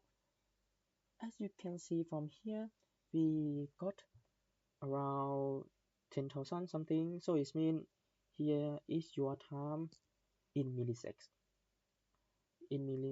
So it means it's around 10 seconds. So you can use this one to calculate your whole cycle time. So when you're doing the programming, aside you can put it at the beginning of the program and then you can move things around here and then you keep running the program again to see whether how long does it take for doing actual program.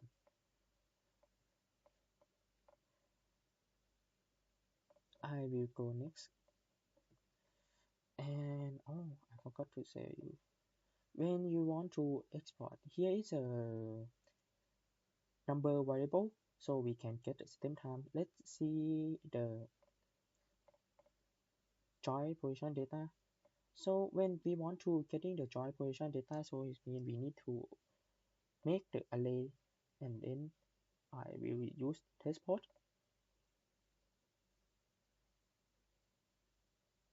We need to make an array 6 data inside here.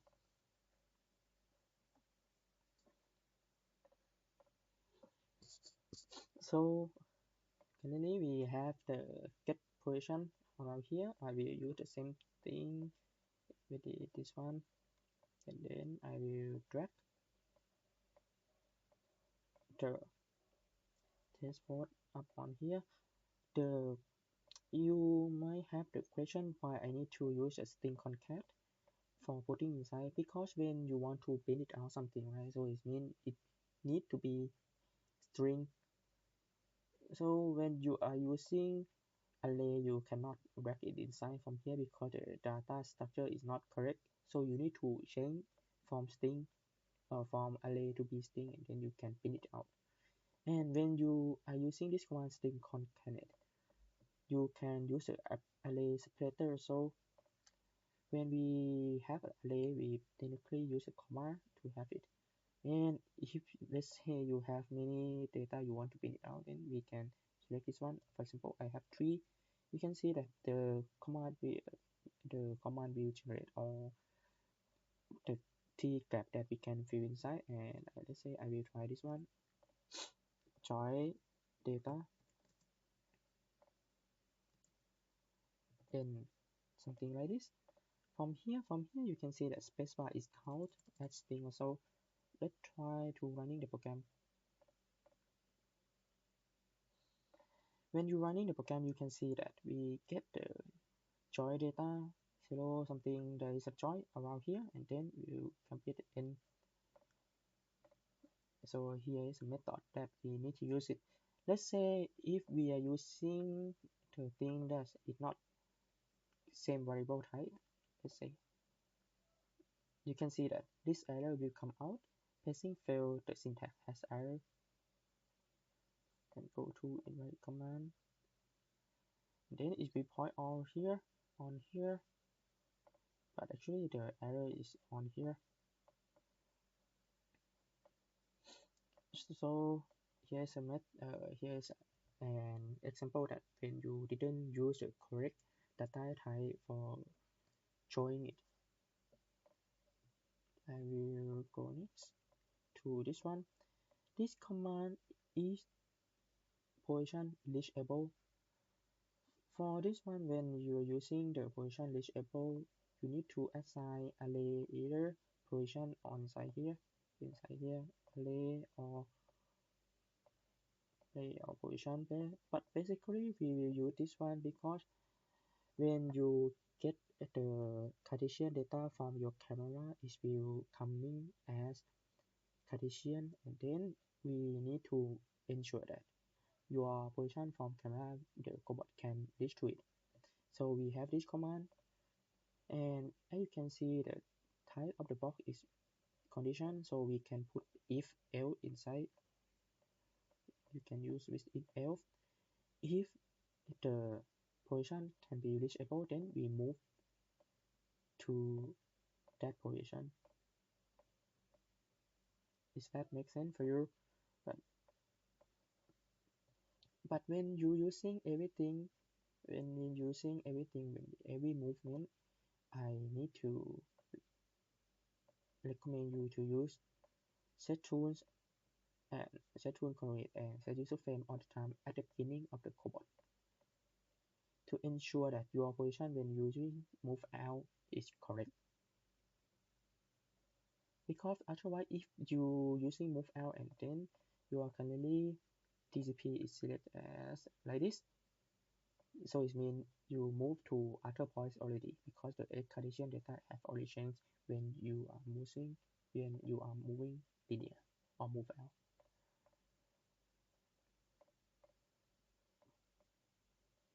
For this move, I believe that I have already explained you almost every command inside here. I will go next to IO.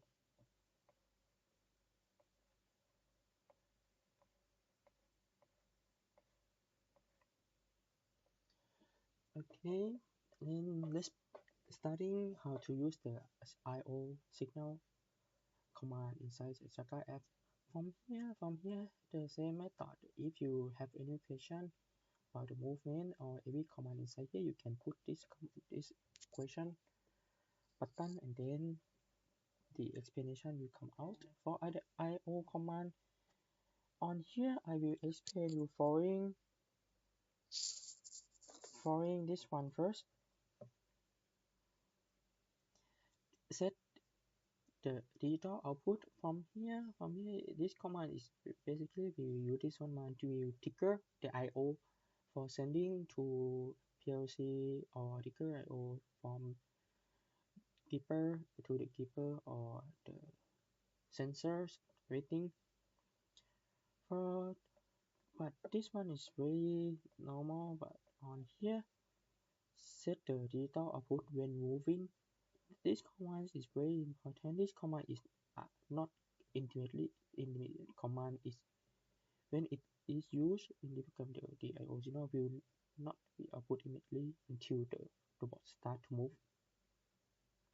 So on this command is very important that you need to know that when we want to trigger the IO without stop the movement, so this one when we want to trigger some IO, I will explain you this one first.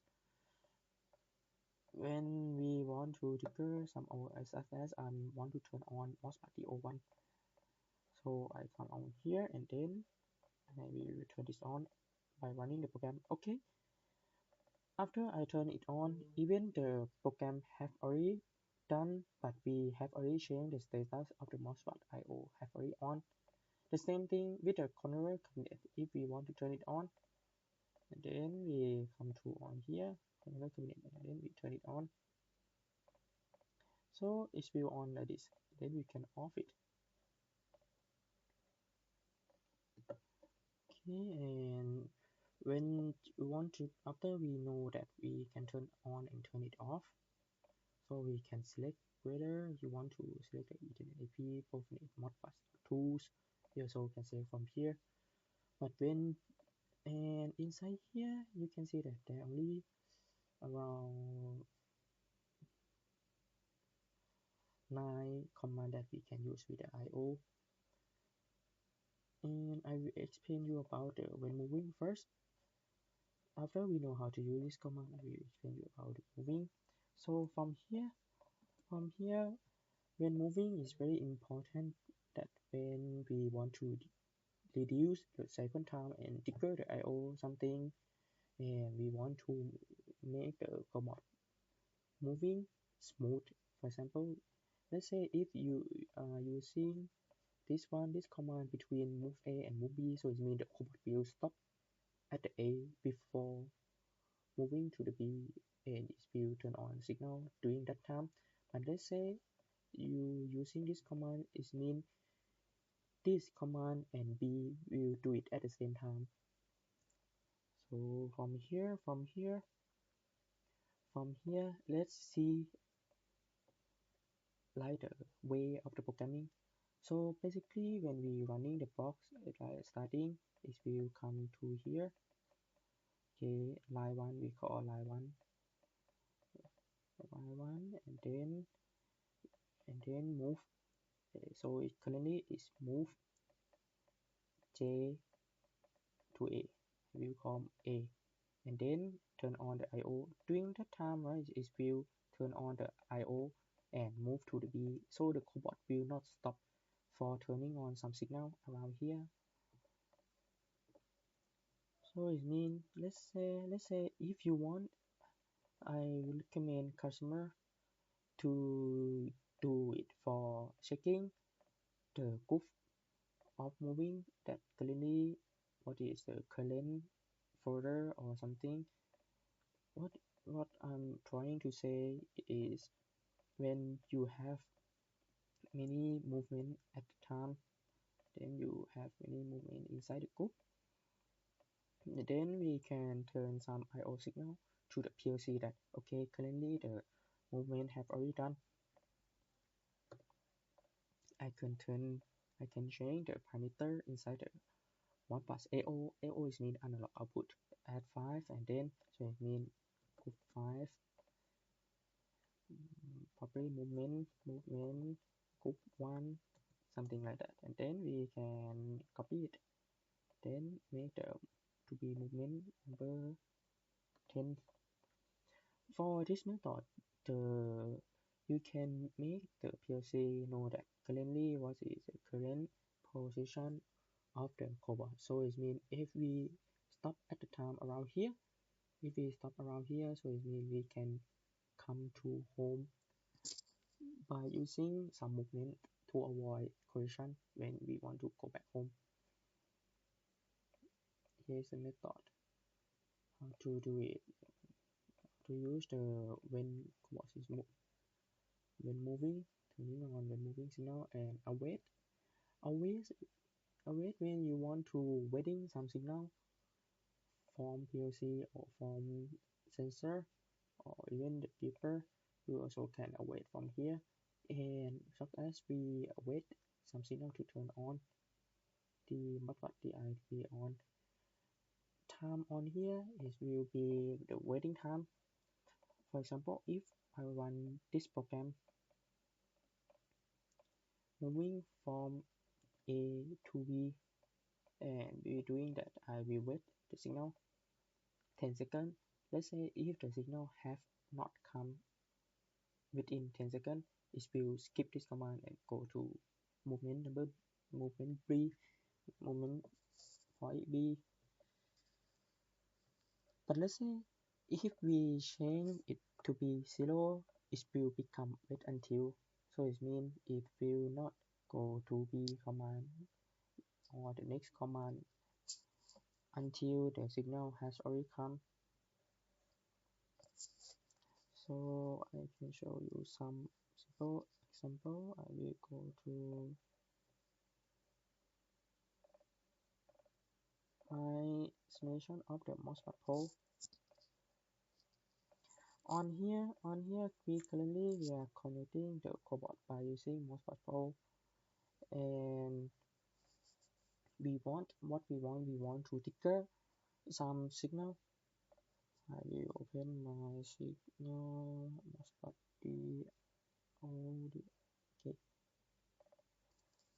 okay, I will trigger some signal such as I want to turn it on. Okay, I check first. Okay, so here it come. The signal have already come to the virtual cobot. the I1 have already turned on, I turn on by this one, okay, this one. So it means I will wait until signal number 1 on, and then it will move to B. Okay, I can keep running the program. Then currently you can see that it's waiting some signal on, and then we will move to B. So what I need to do is turn on signal, and then it will go to B, to the next command. Here is a wait digital input to on, and this one is a set analog output with just only when you want to assign something going outside to PLC or to your master. For example, we are using the MOS bus. Then before we select this one, we need to know the data type at the port first. For example, when we want to set the analog output out at AO number 1, from here it's already write down that we can set only integer. So it means if I want to set minus, I cannot assign it. Let's say let's try to assign minus inside the IO number 1.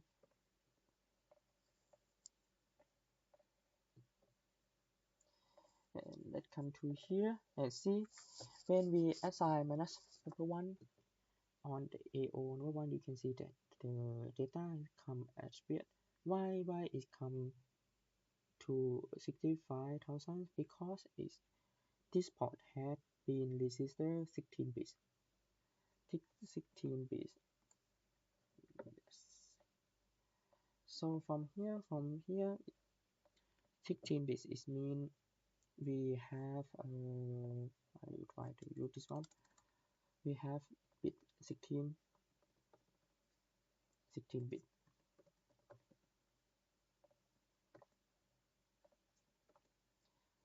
Basically, in the world of the programming, you can assign only 1 or 2. So this one we call bit.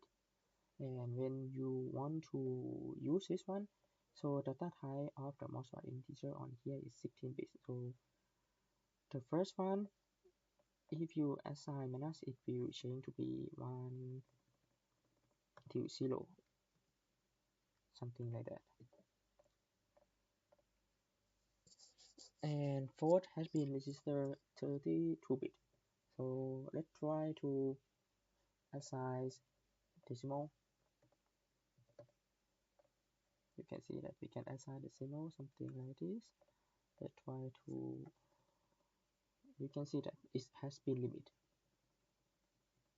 It's out of range. So before you using it, you need to ensure that what parameter you can do with it.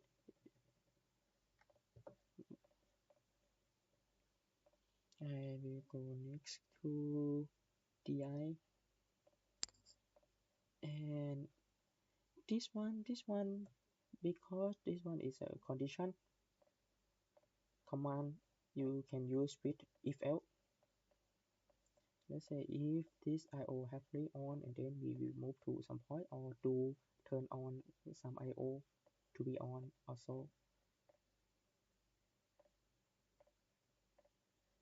Something like this. And on here we can check DI and DO. So and from here we can get an analog input, and you can see that data type is circle. The shape match is a circle, so this means we can assign the value inside our variable. For example, I want to assign something inside my variable and print it out. Let's try to use test.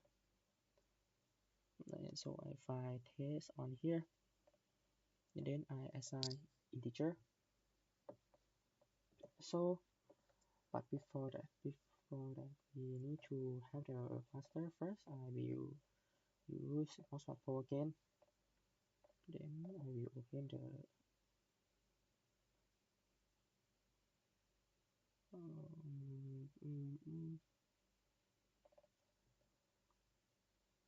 Okay, analog input currently is okay. Currently I have already assigned integer mascot on here. I will try open.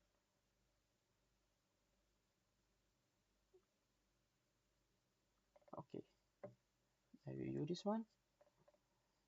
So we can change this one to be 5 until 65,000. Okay, you can see that it's changing for the master. And I will come here and then get and print it out. Same thing. So we come to log message and then we select test.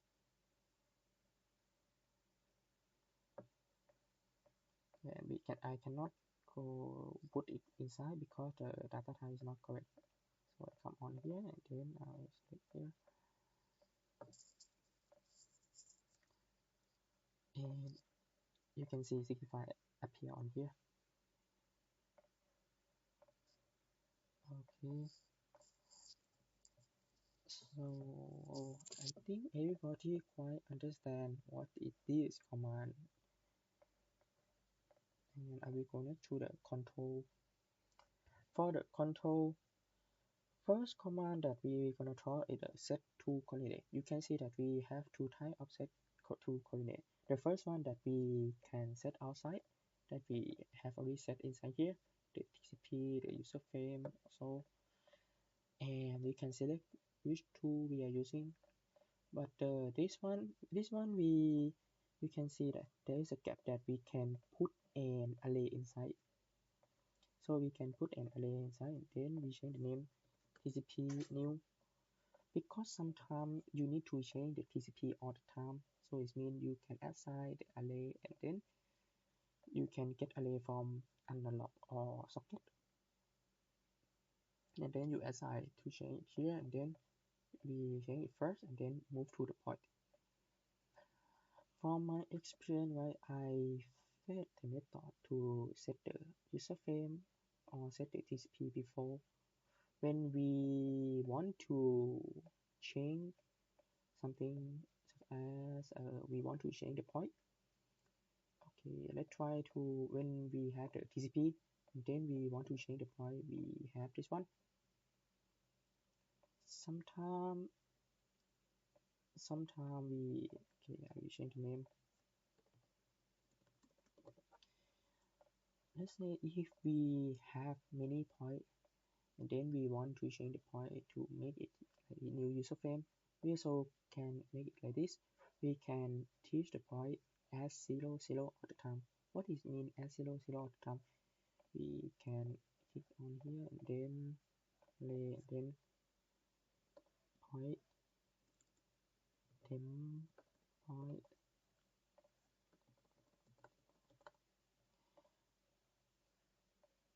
You can see that I will assign 0 0 all the time, so it means the things that I need to change is the user frame. So I can get some data from outside cobot and change it as a new user frame, and then I just move to 0 0 and then it will automatically offset all the time. So but this one I just want you to know that we can change the user frame by using array. I will connect to this one.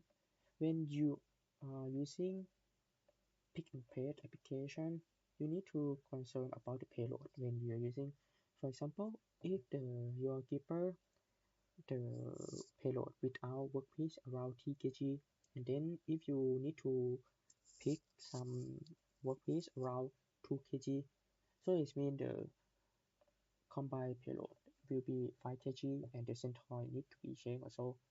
So please ensure that when you moving to some point or want to pick up the things, you need to change the payload also.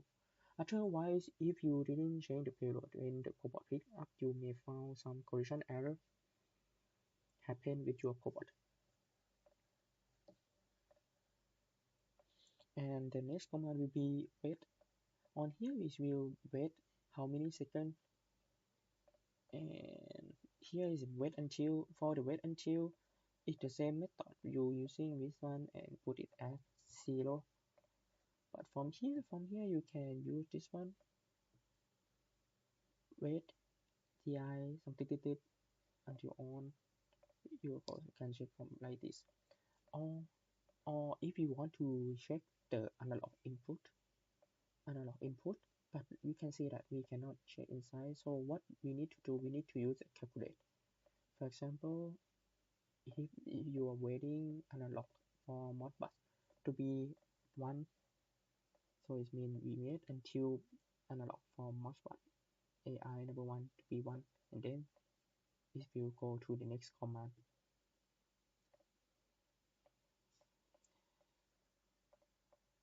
The next command will be loop. We have the first one, loop always, and if loop. When you are using the loop, when you are using the JAKA, right, the different things between JAKA and initial what that you need to make loop by yourself. So it means when you want to moving again and again inside the JAKA, you need to loop inside something, loop away and putting inside here. But the first command is loop away. The different things between loops away with other command, you can see that there is no up online, there is no the next, how to say, you cannot connect loop away with other command. You can see you can only inside here. So what is the method to solve this issue? You need to use for and make the loop away inside here, otherwise you cannot connect this command to other command. Loop away is the same thing. So if we have a movement point A and movement point B, and we want to loop command, we also can do like this. So the code will move from A to B on time until we stop the program. Okay, when you using loop command, you need to end loop also. For the ending loop, right, you can use with if else, such as when you want to, when you get some signal from your master and then you want to stop the loop, you can put it inside here, then you use this command end loop. For looping, we have these two commands, end loop and skip this loop. Skip this loop is mean when you doing the program A until B, so it will, if this command, if this IO is true, if this condition is true, it will skip this loop and will not move to B, then we go back move to A. But let's say if you using end loop, so it means it will end loop this one. But when you using double loop away, what is double loop away? Such as we using like this. So when you want to end loop, you need to have end loop 2 times. End loop 2 times you cannot put like this. You need to make another sequence. Make another sequence.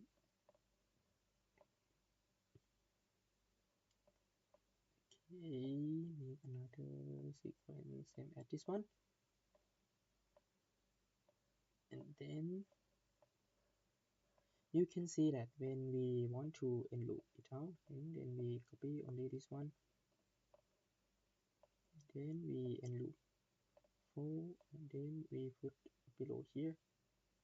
And you can see that we also cannot end loop from here or this one. So it means after we end loop, so we end loop from loop away first loop away, and then we also can end loop from the second loop away. Here's method how to end loop. And the next command will be the loop many times, how many times. So from here such as when you doing the programming such as prioritizing, so when you get the actual number of your workpiece, you also can put inside as number, and then you starting the repeat loop. And for if the third loop, so it means if this one true, it will turn the signal on time. So basically, I have just explained you how to use the IO to end the loop.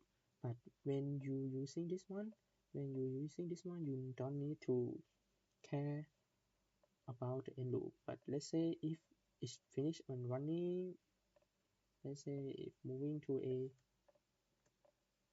and moving to B, after moving to A and moving to B, if the IO is still on, it will repeat loop one time, and then after it finishing move to B, right, it will check the condition again and again. If it's correct, then we continue doing it. I will go to the next command. The next command, if it's true, if it's true and else.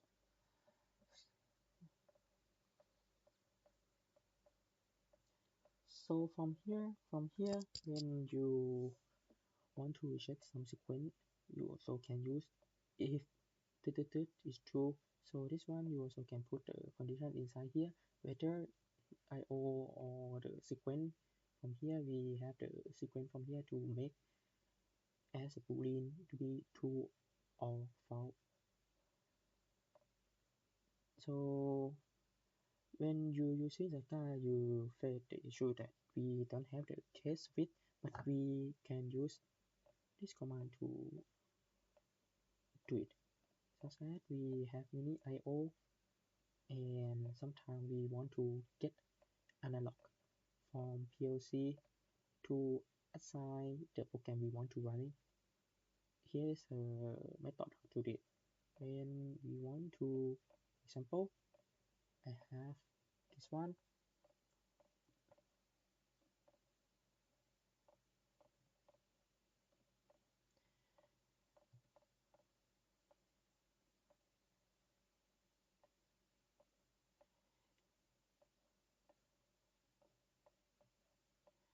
So this method you can name it as main program.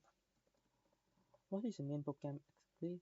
The main program, right, is the when you want to running the program, you can go to the sub program, or you can run other program. For example, I have program name testing, program name main calculation, reset process number 3. If this IO on, I can run it. If this one on, I can run it. Something like this. So when we running it, right, so we can loop it to make it a way loop. And before we starting the program, so we also can send the signal, to turn to notice to your PLC that we have already finished this program, then we want to continue to another program. But from here, I will recommend you to use with waiting analog something. Use with wait until, because this one will be the reset, and then to confirm the data you want to send to your robot.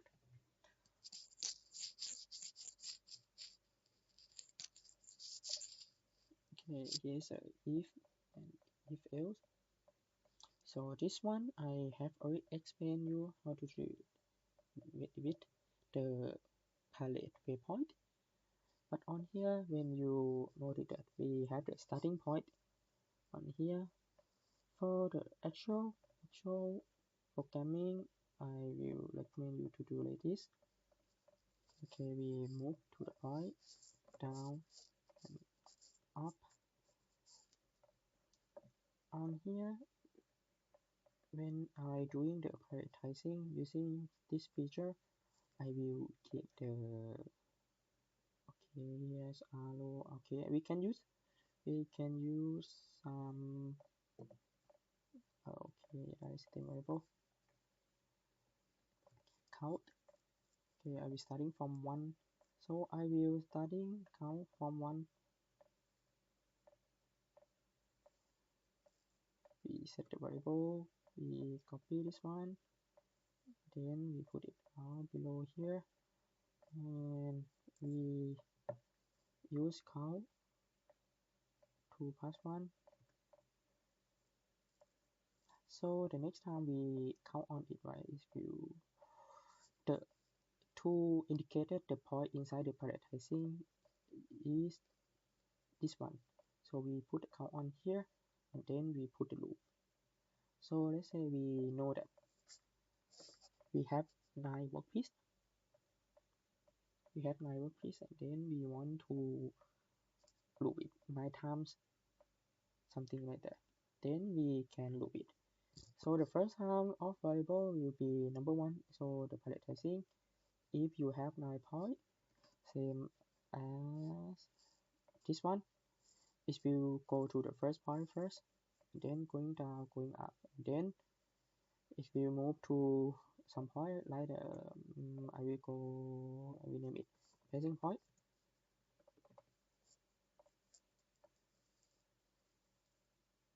Okay, it will go to passing point. Then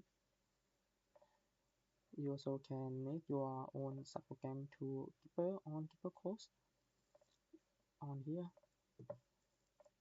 For example, I want to open keeper.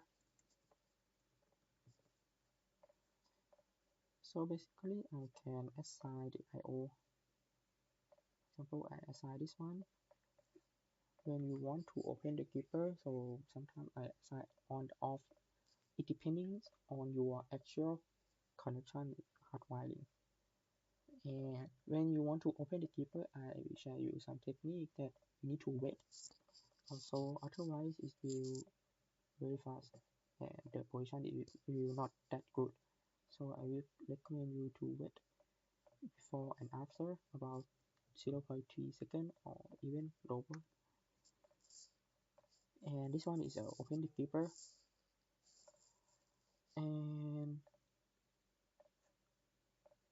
in the opposite side, we also can make the course keeper. For the course keeper, we also use the same IO. Okay, the 13, and we also using the wait also. Depend on you how many seconds you want to wait. So I will wait only this one. And I assign course keeper, open keeper. So it means if I want to pick something on here, then I putting down on here. So my sequence will be like this. I call the keeper to pick in up some workpiece, and then I going to some placing point, and then I put it down. Actually, I should have relative movement around here to going down the position, and it will change. The second loop will be count will be changed to be number 2.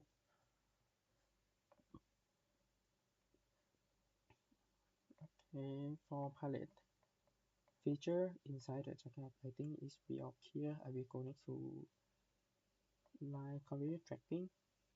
Line career tracking, because actually this command is you need to try it with actual encoder, ABC encoder. So when you want to use it, you can click inside here.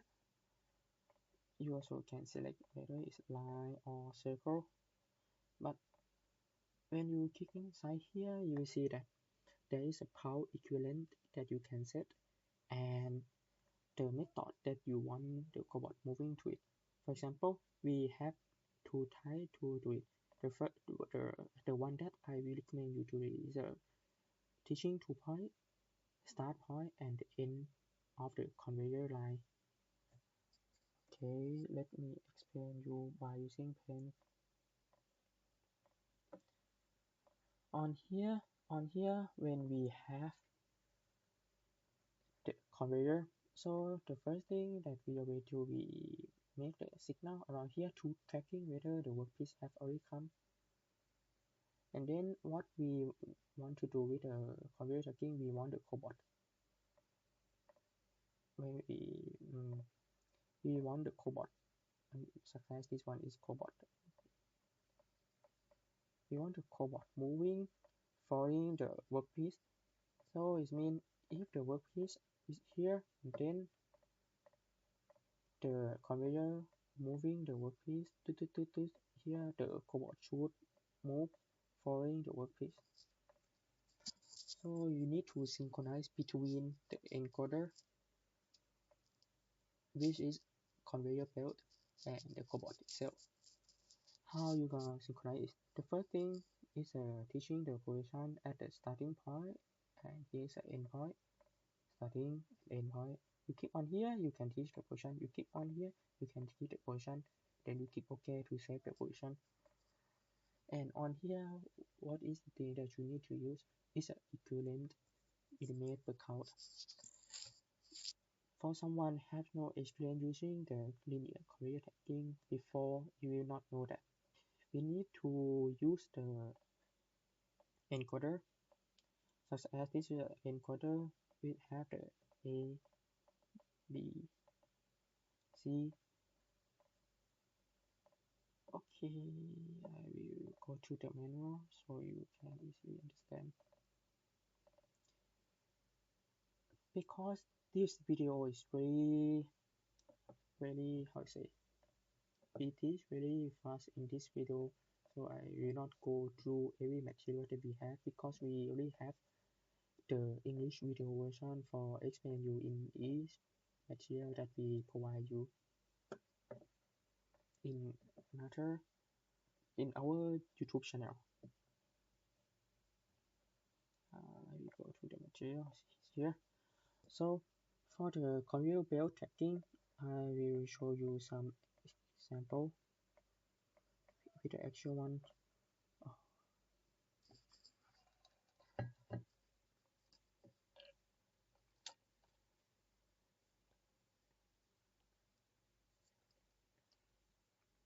As you can see from here, the cloth is moving, following the conveyor belt, not following the workpiece, but following the conveyor belt. And to pick up the workpiece,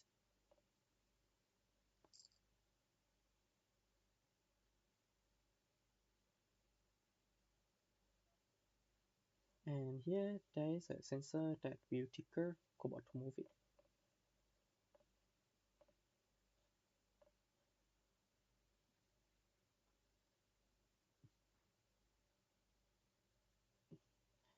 What we can do with this? So when you are using the encoder, we have the port that called high speed interface, which is this one, HSI port. So what you need to do, you need to find your encoder and attach at the conveyor belt. So from here there is a encoder have already attached at the conveyor belt, and then the line will connect to the our controller. And I need to inform you first that if you want to using the conveyor belt tracking, you need to purchase the standard cabinet only, because our minicab controller doesn't have this feature. So inside here we have already informed you and how to connect it. A positive, B positive, negative. Depending on your encoder, if using NPN type, you need to connect like this. And if you are using PNP type, you need to connect like this. After you finish connecting, you need to use mousepad pole. The programming that I show you right now, this programming which we have already shared inside our Google Drive. So later, if you cannot find any software, you can let us know. From here, the first thing we need to do, we need to connect with the cobot first. So currently, I assume that I have already connected the cobot with the bottom port of the standard cabinet. So I need to connect with the adjustable IP address 9192 something with a server port like this. We can check it from here. we can check the from here, but we are using the virtual one, so it means we cannot change the robot IP address. And after you connect it inside, and then you try to set the modbus pole to tracking the pulse that coming from the cobot. So from here what we need to use the 472 472 from here. I will set up. So what we need to know before we set up this one, we need to understand first how we're gonna use. So from here, the resistor I have already explained you to use input resistor is readable but not variable. So I will following this one, readable but not variable. And on here 472, why I need to assign from here to following this one, and quantity, how many quantity I need to use. I think only 4, actually 8, something like that is enough. And I will make it like this. So as you can see from here, because currently we didn't have the actual cobot with us, so the data coming out is 0, is normal. But when you want to using it, please make sure that you have already convert. You have already convert following me 32-bit size big endian. After you have already convert to this one, the first one will get the bell pulse. So after you running the conveyor belt, this data will change all the time. For example, if the data coming out as 200,000 and sometimes it coming out at 250,000, this power is depending on the speed and depending on the encoder models. So for example, you can see that from the starting point, let's say we tracking the bell pulse around, the first one is showing up around 200,000, and after the bell moving and the workpiece, you need to tracking by your workpiece moving to here, and then it's showing up around 200,000. And what you need to do, you need to measure between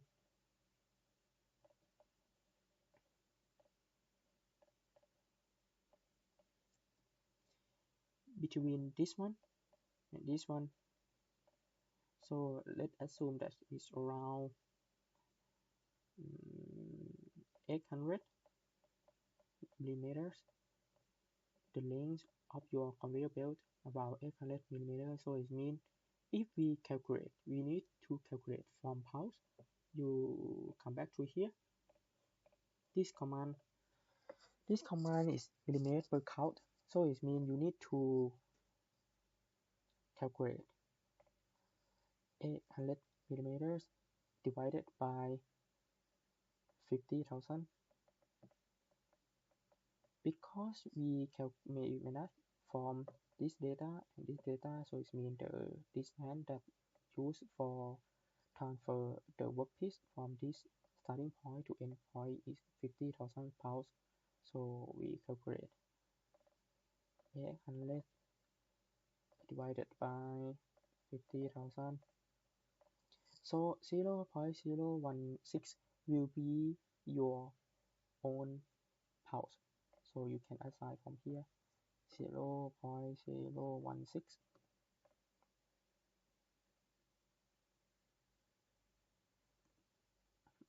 Okay.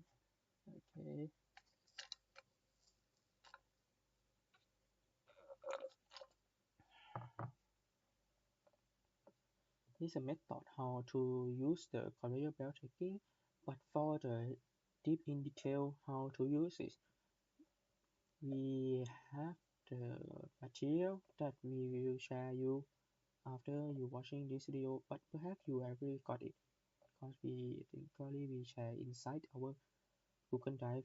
it will explain you how to use it with actual example. Because if you want to following to do this kind of application, you can following to do it by using this command. But I will go to the simple one. Simple one, you can see that we're using the repeat loop. So we moving to some point, we call this point, and then the cobot will following the conveyor belt tagging and moving to the point, some point, and then we moving going down to pick it up, something like that. It will repeat loop all the time. I will connect to the next command for description. So when you using this one, so it means you want to follow command to make it not that long. So I will command it part one, something like this, and I can follow it. And then I put on here.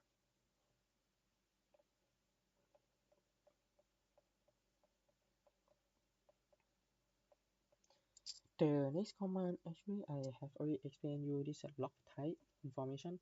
Sometimes you can select the log type to be warning, errors or something, and then you need to assign the string inside.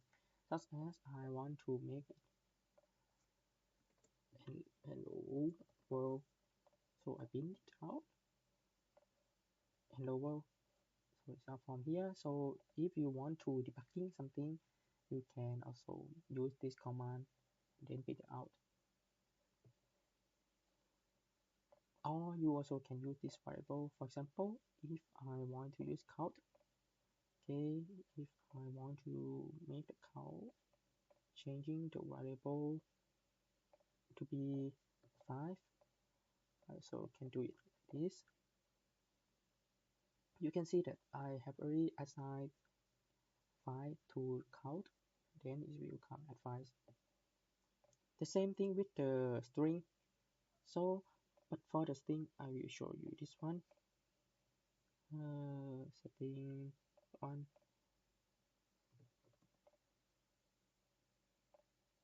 Okay, I will get this out and find string. Okay, here, and you can see the initial value is strq. So I will use this one, then running, and you can see that it's undefined parameter. So from here you can see that we had what we did wrong from here. Let's try to assign the colon. So when you running the program, it should change to test one, right? But why it doesn't change to test one? Because it's running too fast until we cannot see the changing things. And after you finish the program, all the value will come back to initial value. So I will show you like this. So you can see the string one have already changed to be test one as what we assign it to be. And why we can see it? Because the programming has not stopped. If we stop it, so it will back to the initial one. Here also here is the method to do the debugging also. I will go next to command program stop and pause. From here, let's say if you have any sequence or you have already finished your cycle loop, you want to stop the program and then, or you want to pause the program and then you also can assign some IO to be resume the program so you can run it again. Or you also can let some human push the button at the, around joystick to resume the program and the cobot will moving. So you can use it to pause or stop program with the condition. I will go next command. The next command will be running. Actually, for this command, okay, that operation wait. Okay, actually this one is quite complex to use. I will, but only few customers will need to use it. For example, if we have only one cobot standing alone and then we want to make some sequence to make the cobot being the master by itself. So we need to assign some programming and we also need to assign the subthread. For example, I will come to here, training. So that's it, and then I will move in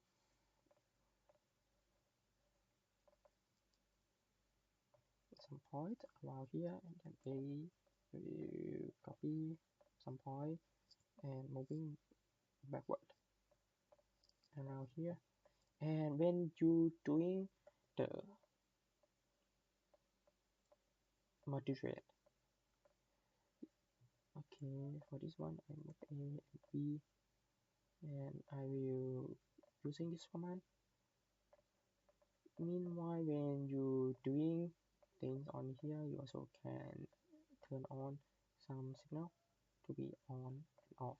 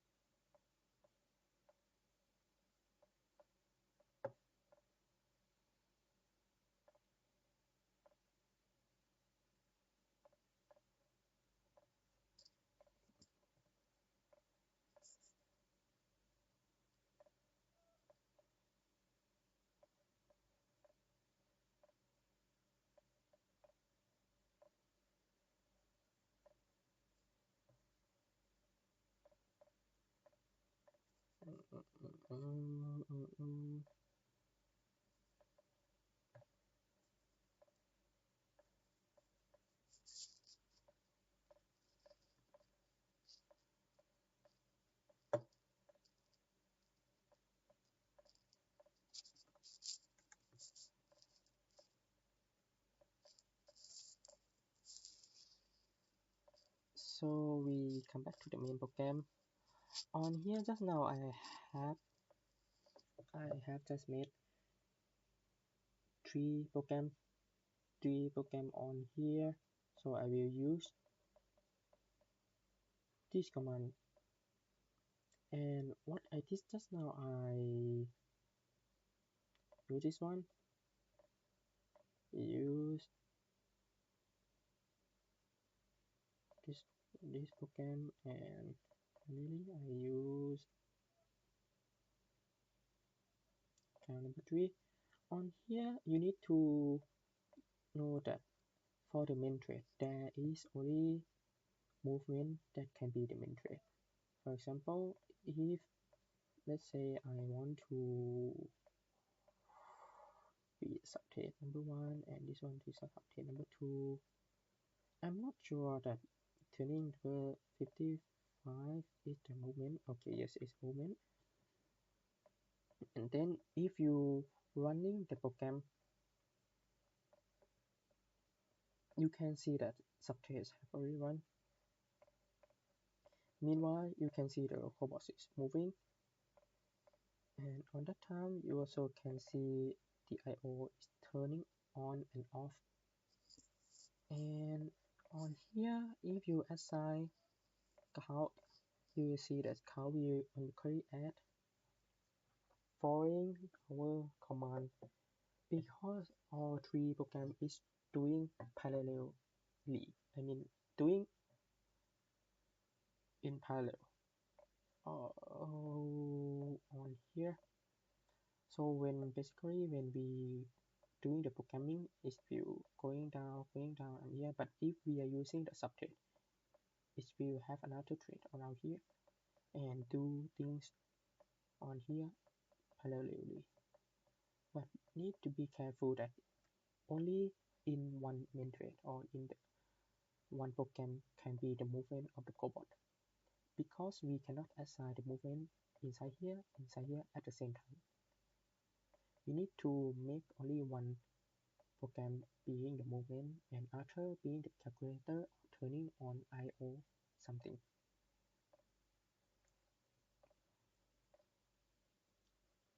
So but for this, okay, I think for control is all clear. We will continue on the calculate character and communication. For the next one will be calculate. The first command that I will talk about in calculate will be the plus or minus. From here, when you want to doing something with the number, such as we using the system variable from here to here. But when you want to assign the array inside, such as we want to addition array to array, but we cannot do it because this command will fix to only number. The next one will be sin cos and sin cos and arctan. On here we also have cell for round absolute value or square root. On here, when someone may don't have any experience with using sin cos arc, on here this command will very useful when you doing camera application, when you want to adjust something such as user frame. When you let me getting something like this, when we have the first user frame holding like this, so on here you will have the x and y. But let's say if you have another user frame and you want to combine it, such as when your workpiece allow this, then you want to move it, not this, and then you want to rotate it as like this. So it means you see the different between this one and this one. I think this one is not that clear. Okay, around this. So you see the new angle of user frame and the degree that we can make it by using arctan from here. Okay, I will not go deeper. I will go to the next command. This one is command for making the condition less than, more than, equal, not equal. This one is and or so get not. And from here if you don't understand it, I recommend you to come inside this again, or you also can come to our command description from here and go to the calculation. Here is will explain you what is in this command separately. So I will go to the next command, position calculation. Position calculation is mean we want to add the two position together. When we want to add the position together, so such as when we have, I will teach you following this one calculation. For example, we have P1 and P2, which P2x equal 10 and P1x equal 410. If we doing the subtraction, it will be 390. And same as the addition, 410, so it will be 410. On here, this is just only add the position, not only the position array, so we can add it. So I will go back to here. For the next command, after we know how to use the position calculation, pass or inward transform, position transform, I will go next to here. This command you might have a chance to use is this command will calculate the distance between point A to point B. For example, we will go coming to here. Okay, so from here, from this line, from A to B, if we are using this command, calculate position distance, it will generate the distance as A to B around 50 millimeters. So it will generate 50 millimeters. The next command that we're going to use is interpolation coefficients. Interpolation, what does that mean? When you want to separate, when you want to not separate, you want to get the position back from when you have A and B, and coming here A and B, right? So 0.5 is mean half of the way. So it means the point that you will get is here. But let's say if you put 0.25, it mean 1, 2, 4. So you will get the position around here. If you put 1, so it means you will get B. What you will get the point. You will get the array of the Cartesian point coming back. The next one, pen transform. What is pen transform? Pen transform is to fix the base and adjust only some parameter upon it. For example, I need to make an example. Base point. This command is very useful to do it. Useful to use is when you put on here. When you put the base point on here, you will see that the next will be Z rotation, Z rotation, X translation, and Y translation. From here, you can assign the value that you get from the camera. Okay, I will open up this one.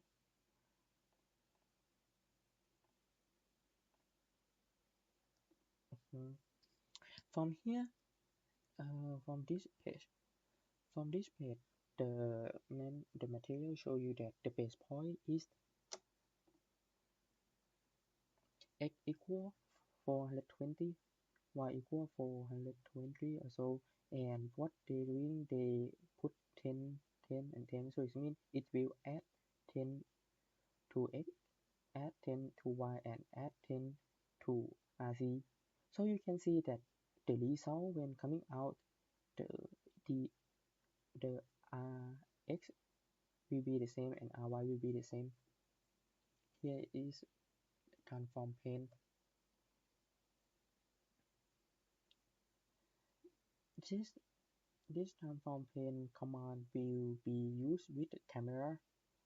For example, if you have the point on here and here is your master point, so when your base point we consider as 0 and 0, so when you taking the photo and your new workpiece it have already changed to here. If your workpiece have already changed to here, so it means we will align with some y and x. So your workpiece will also have the position log minus x and minus y something, and then how to get to this position from your master point. So we use the transform plane to get it.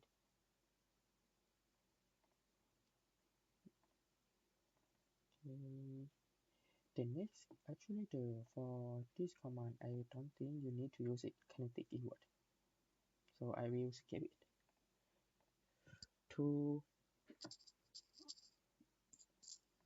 I will skip it to this one first, to communication.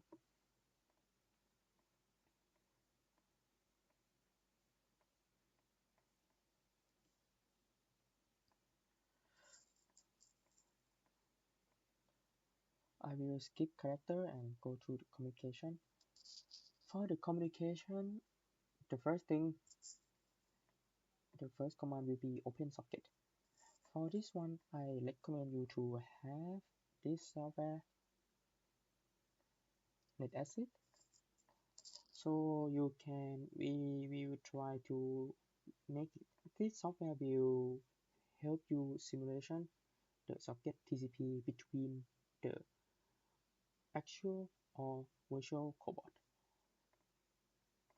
And we can make this software being the master, and we try to open the socket. So currently we opening the socket. You can see that we are opening. So if we want to reply anything, we cannot reply anything. We need to request it first. So from here we try to open the socket following that one. Okay, currently we try to opening the socket, and then we try to running the program. And as you can see that we getting online, and then we getting offline very quickly because I didn't put any wait. And on here there are two commands that quite similar, but one will have result behind. What is the result behind? When you can connect with the server, for example, I didn't open the server and I'm running the program, so it didn't provide any feedback that we cannot connect with the server. So what we need to do, we need to create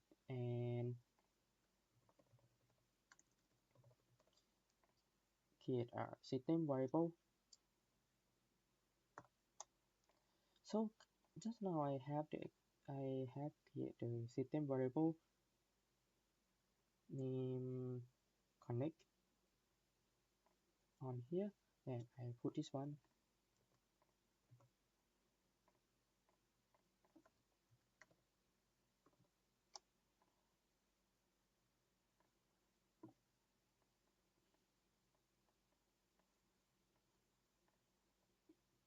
And from here when we want to connect, then we put wait in here, so we will see what parameter change to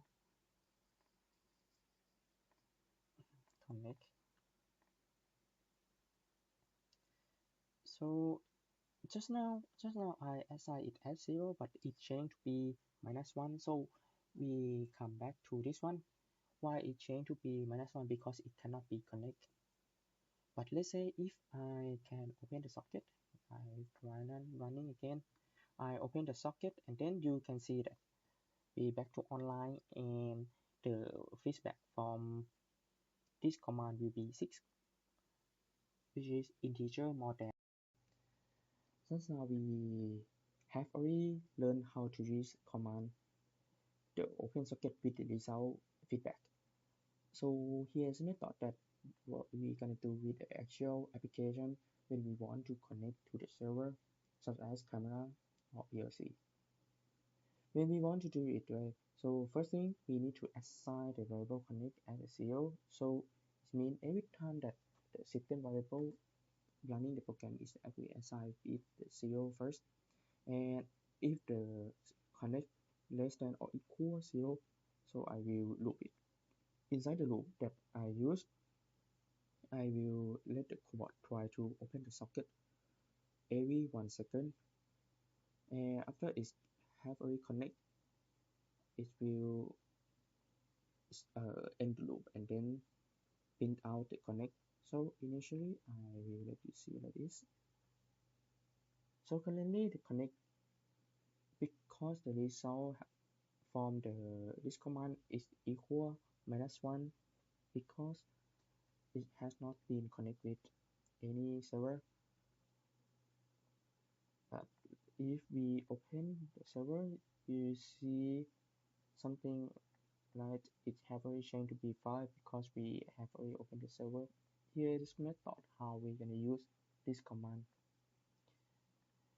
I will go make commands to this one. When you open the socket, and if you don't want to use it, and you close it. Otherwise, because our socket have limited only 5 socket. If you didn't close it, so it means you cannot use it more than 5.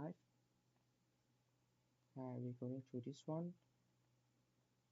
For this command, I will skip it because I will not recommend anyone use it. For this command, it's very quite hard to use it because when you want to receiving some variable, you need to assign the correct name of the variable, such as you can see from this one. Program A, currently the programming want to receive the program variable A, so it will request to the server like get A, and we need to write out the string format, variable name and variable values, which in each data type have different formats, such as string have colon around here and array have the blanket. So this means you need to make sure that your variable name is correct when you want to receiving it. So I will not recommend you to use this one at all. So I will come back on here. I will teach you the next command here and here and this one. After we have already connect, we want to send something out.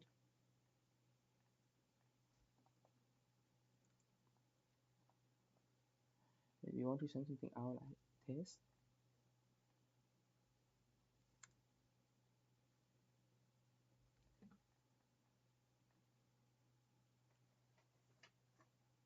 So we can send something out test, and what is this one?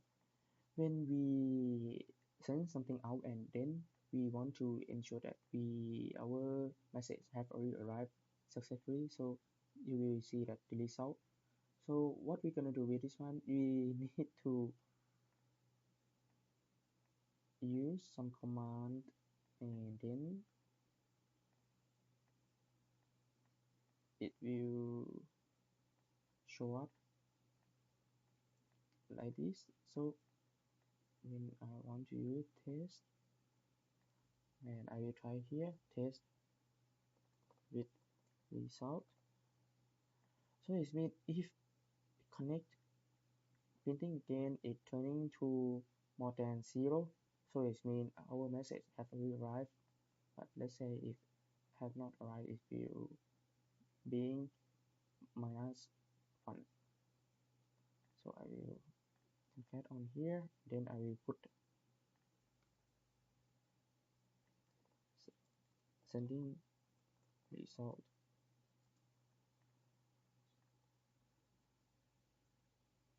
So on here you can tracking back from here.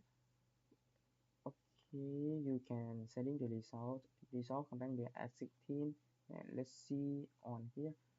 So you can see that our server receive string already from here. Here's a method how to use these two commands. I will connect to this command. When you want to receiving some array from the server, you can use this command and wait on the second on here. If you assign as 0, so it means it will be wait until. But when you want to use this command, you need to understand that you need to use array for getting it. And we have already made array for 10 point. I will use this one. 10 point, and then we assign here.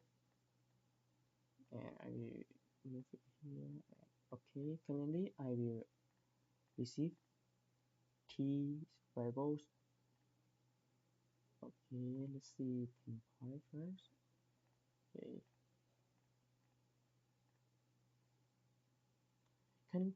That you can see the mark have already stopped around here for waiting our array, and it's will done, and I forget to print it out.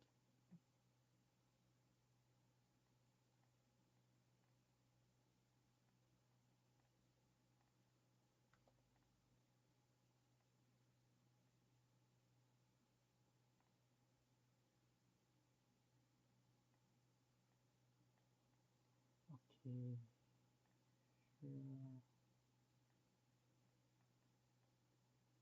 Okay, let's try in and then see what is our data coming out,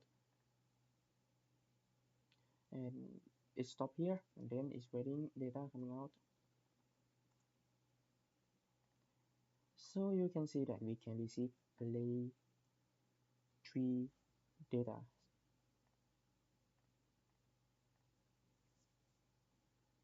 And for this command, let's say if we didn't use array for getting it, how it's gonna be. So I will try to use connect again and then try to print connect. Let's try this one. So currently we send something like this and see how. So it will become 0 if your data type is not correct. So sometimes it will become 0 or didn't receive anything.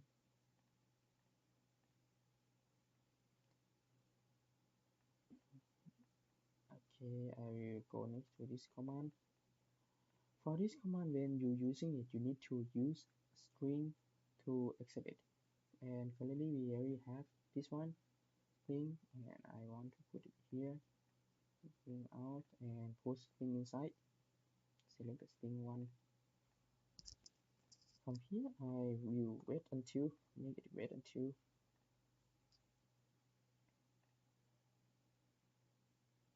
So currently it's waiting. Let's try this one first. Okay, and okay, you can see the packet here. So, and let's say if you use the colon instead, you see a colon. So it means it will receive anything that you send back. Add a string. So it's, when you want to use this one, you need, I will recommend you to always use this command socket one receive 0. And if you want to change this thing going as position, I will recommend you to use this command string to array.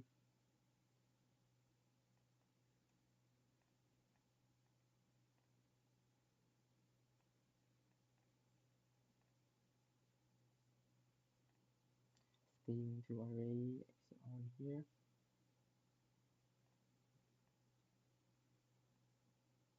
Okay, we put here some string, then we split this one, and eventually we want to print this thing out. So we also need to use a concatenation.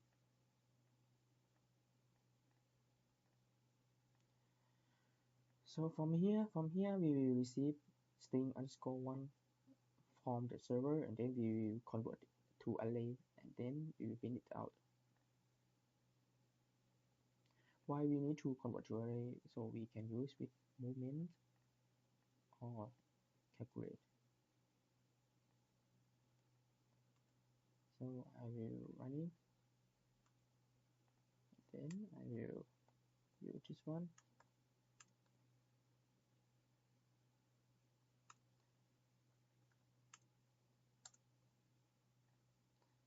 Then you can see that the latest one, you can see that we can get the correct number. But let's say if our data type is not correct, so as we have blanket, what it's gonna be 0. So now you know that when you want to use this command socket or you want to change something correctly, you need to know how to use with each data type.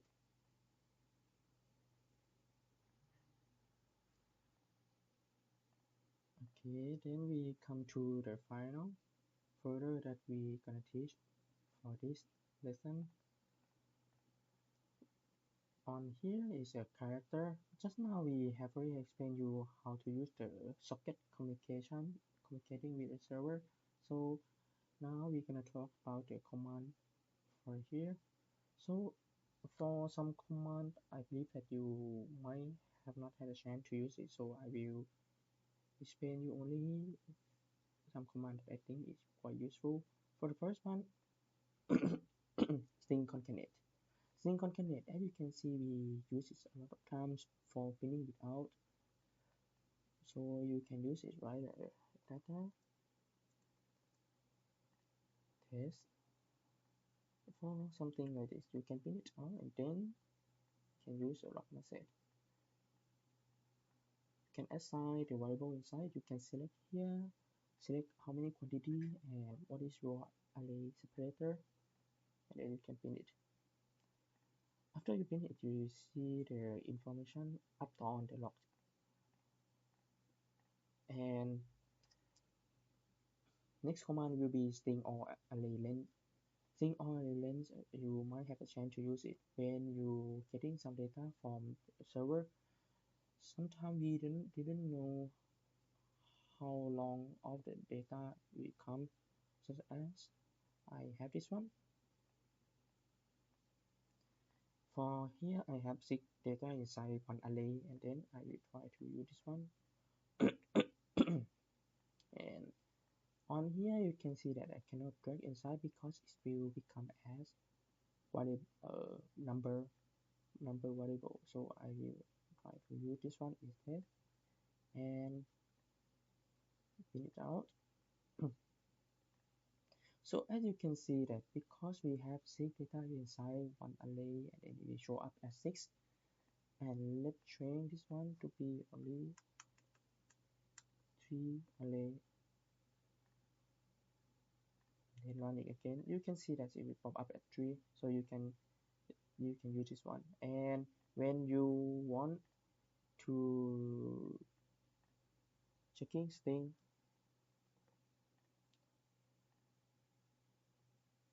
you also can do it. It will become 5 because we have 5 characters in here. So for these two commands, I think that you don't have any patience with it, and I will go next to this one, string compare.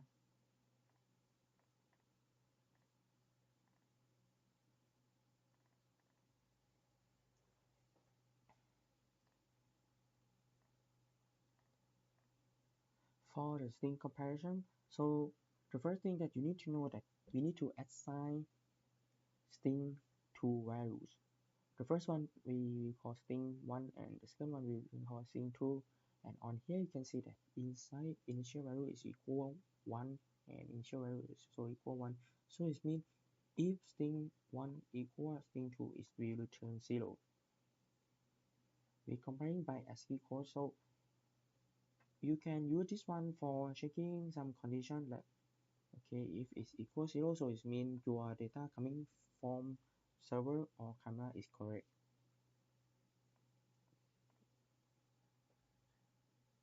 And the next command, format output string format. For this one, actually it's quite similar to string concat, so I will not use it. I will not explain it to you.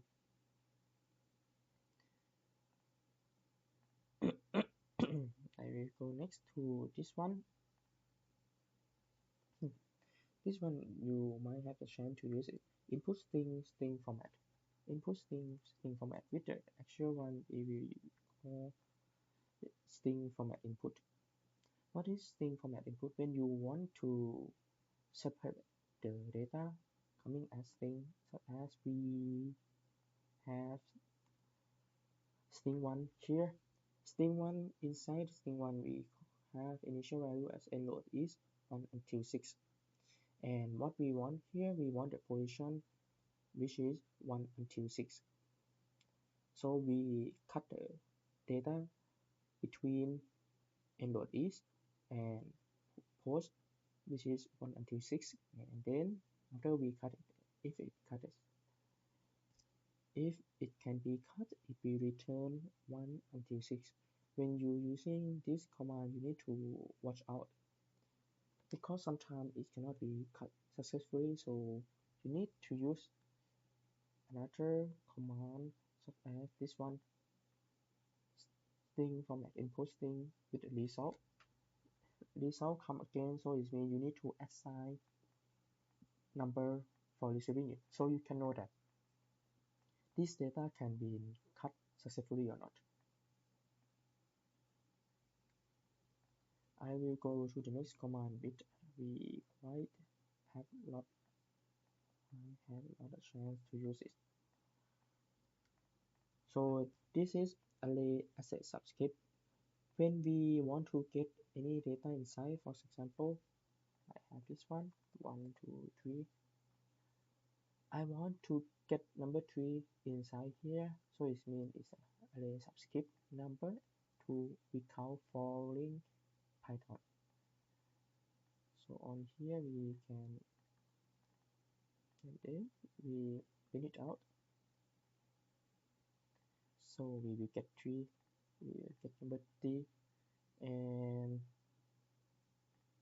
if we want to get number 2 or 1 will equal 0, so I will assign 0 on here, and then we will get number 1.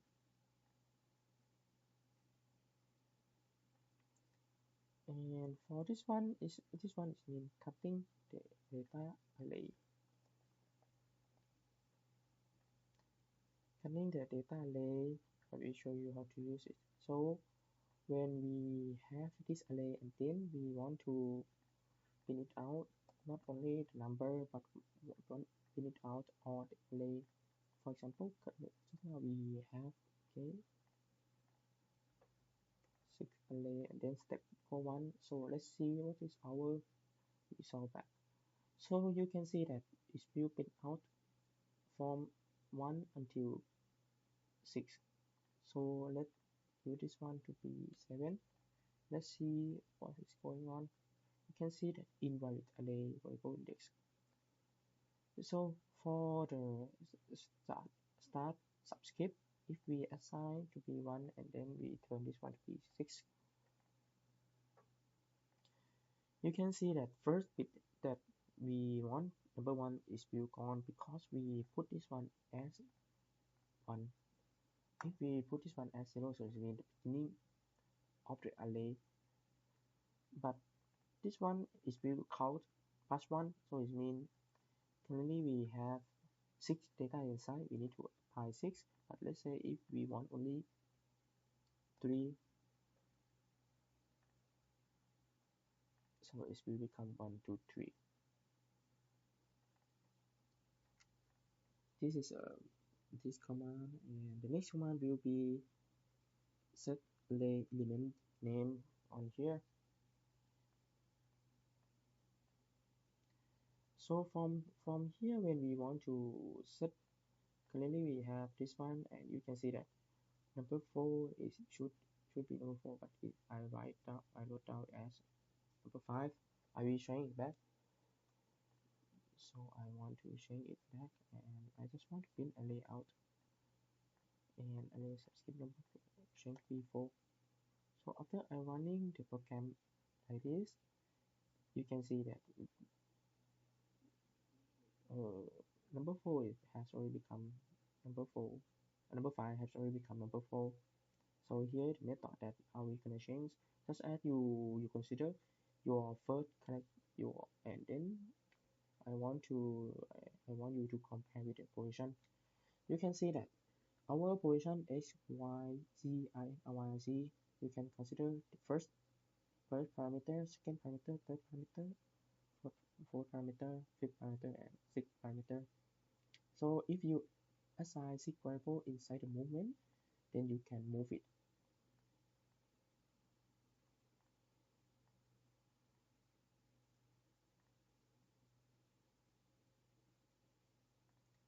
And on here, the final one, I have already explained you how to use the subprogram for graphic commands. But let's say if you want to use the skip commands, what is the skip command? Skip command, you can turn down movement or move out. Some people who doesn't like to use a scratch method or graphic programming to loading the program, to writing the program, you also can use this one. With we also have the manual that we can provide to you.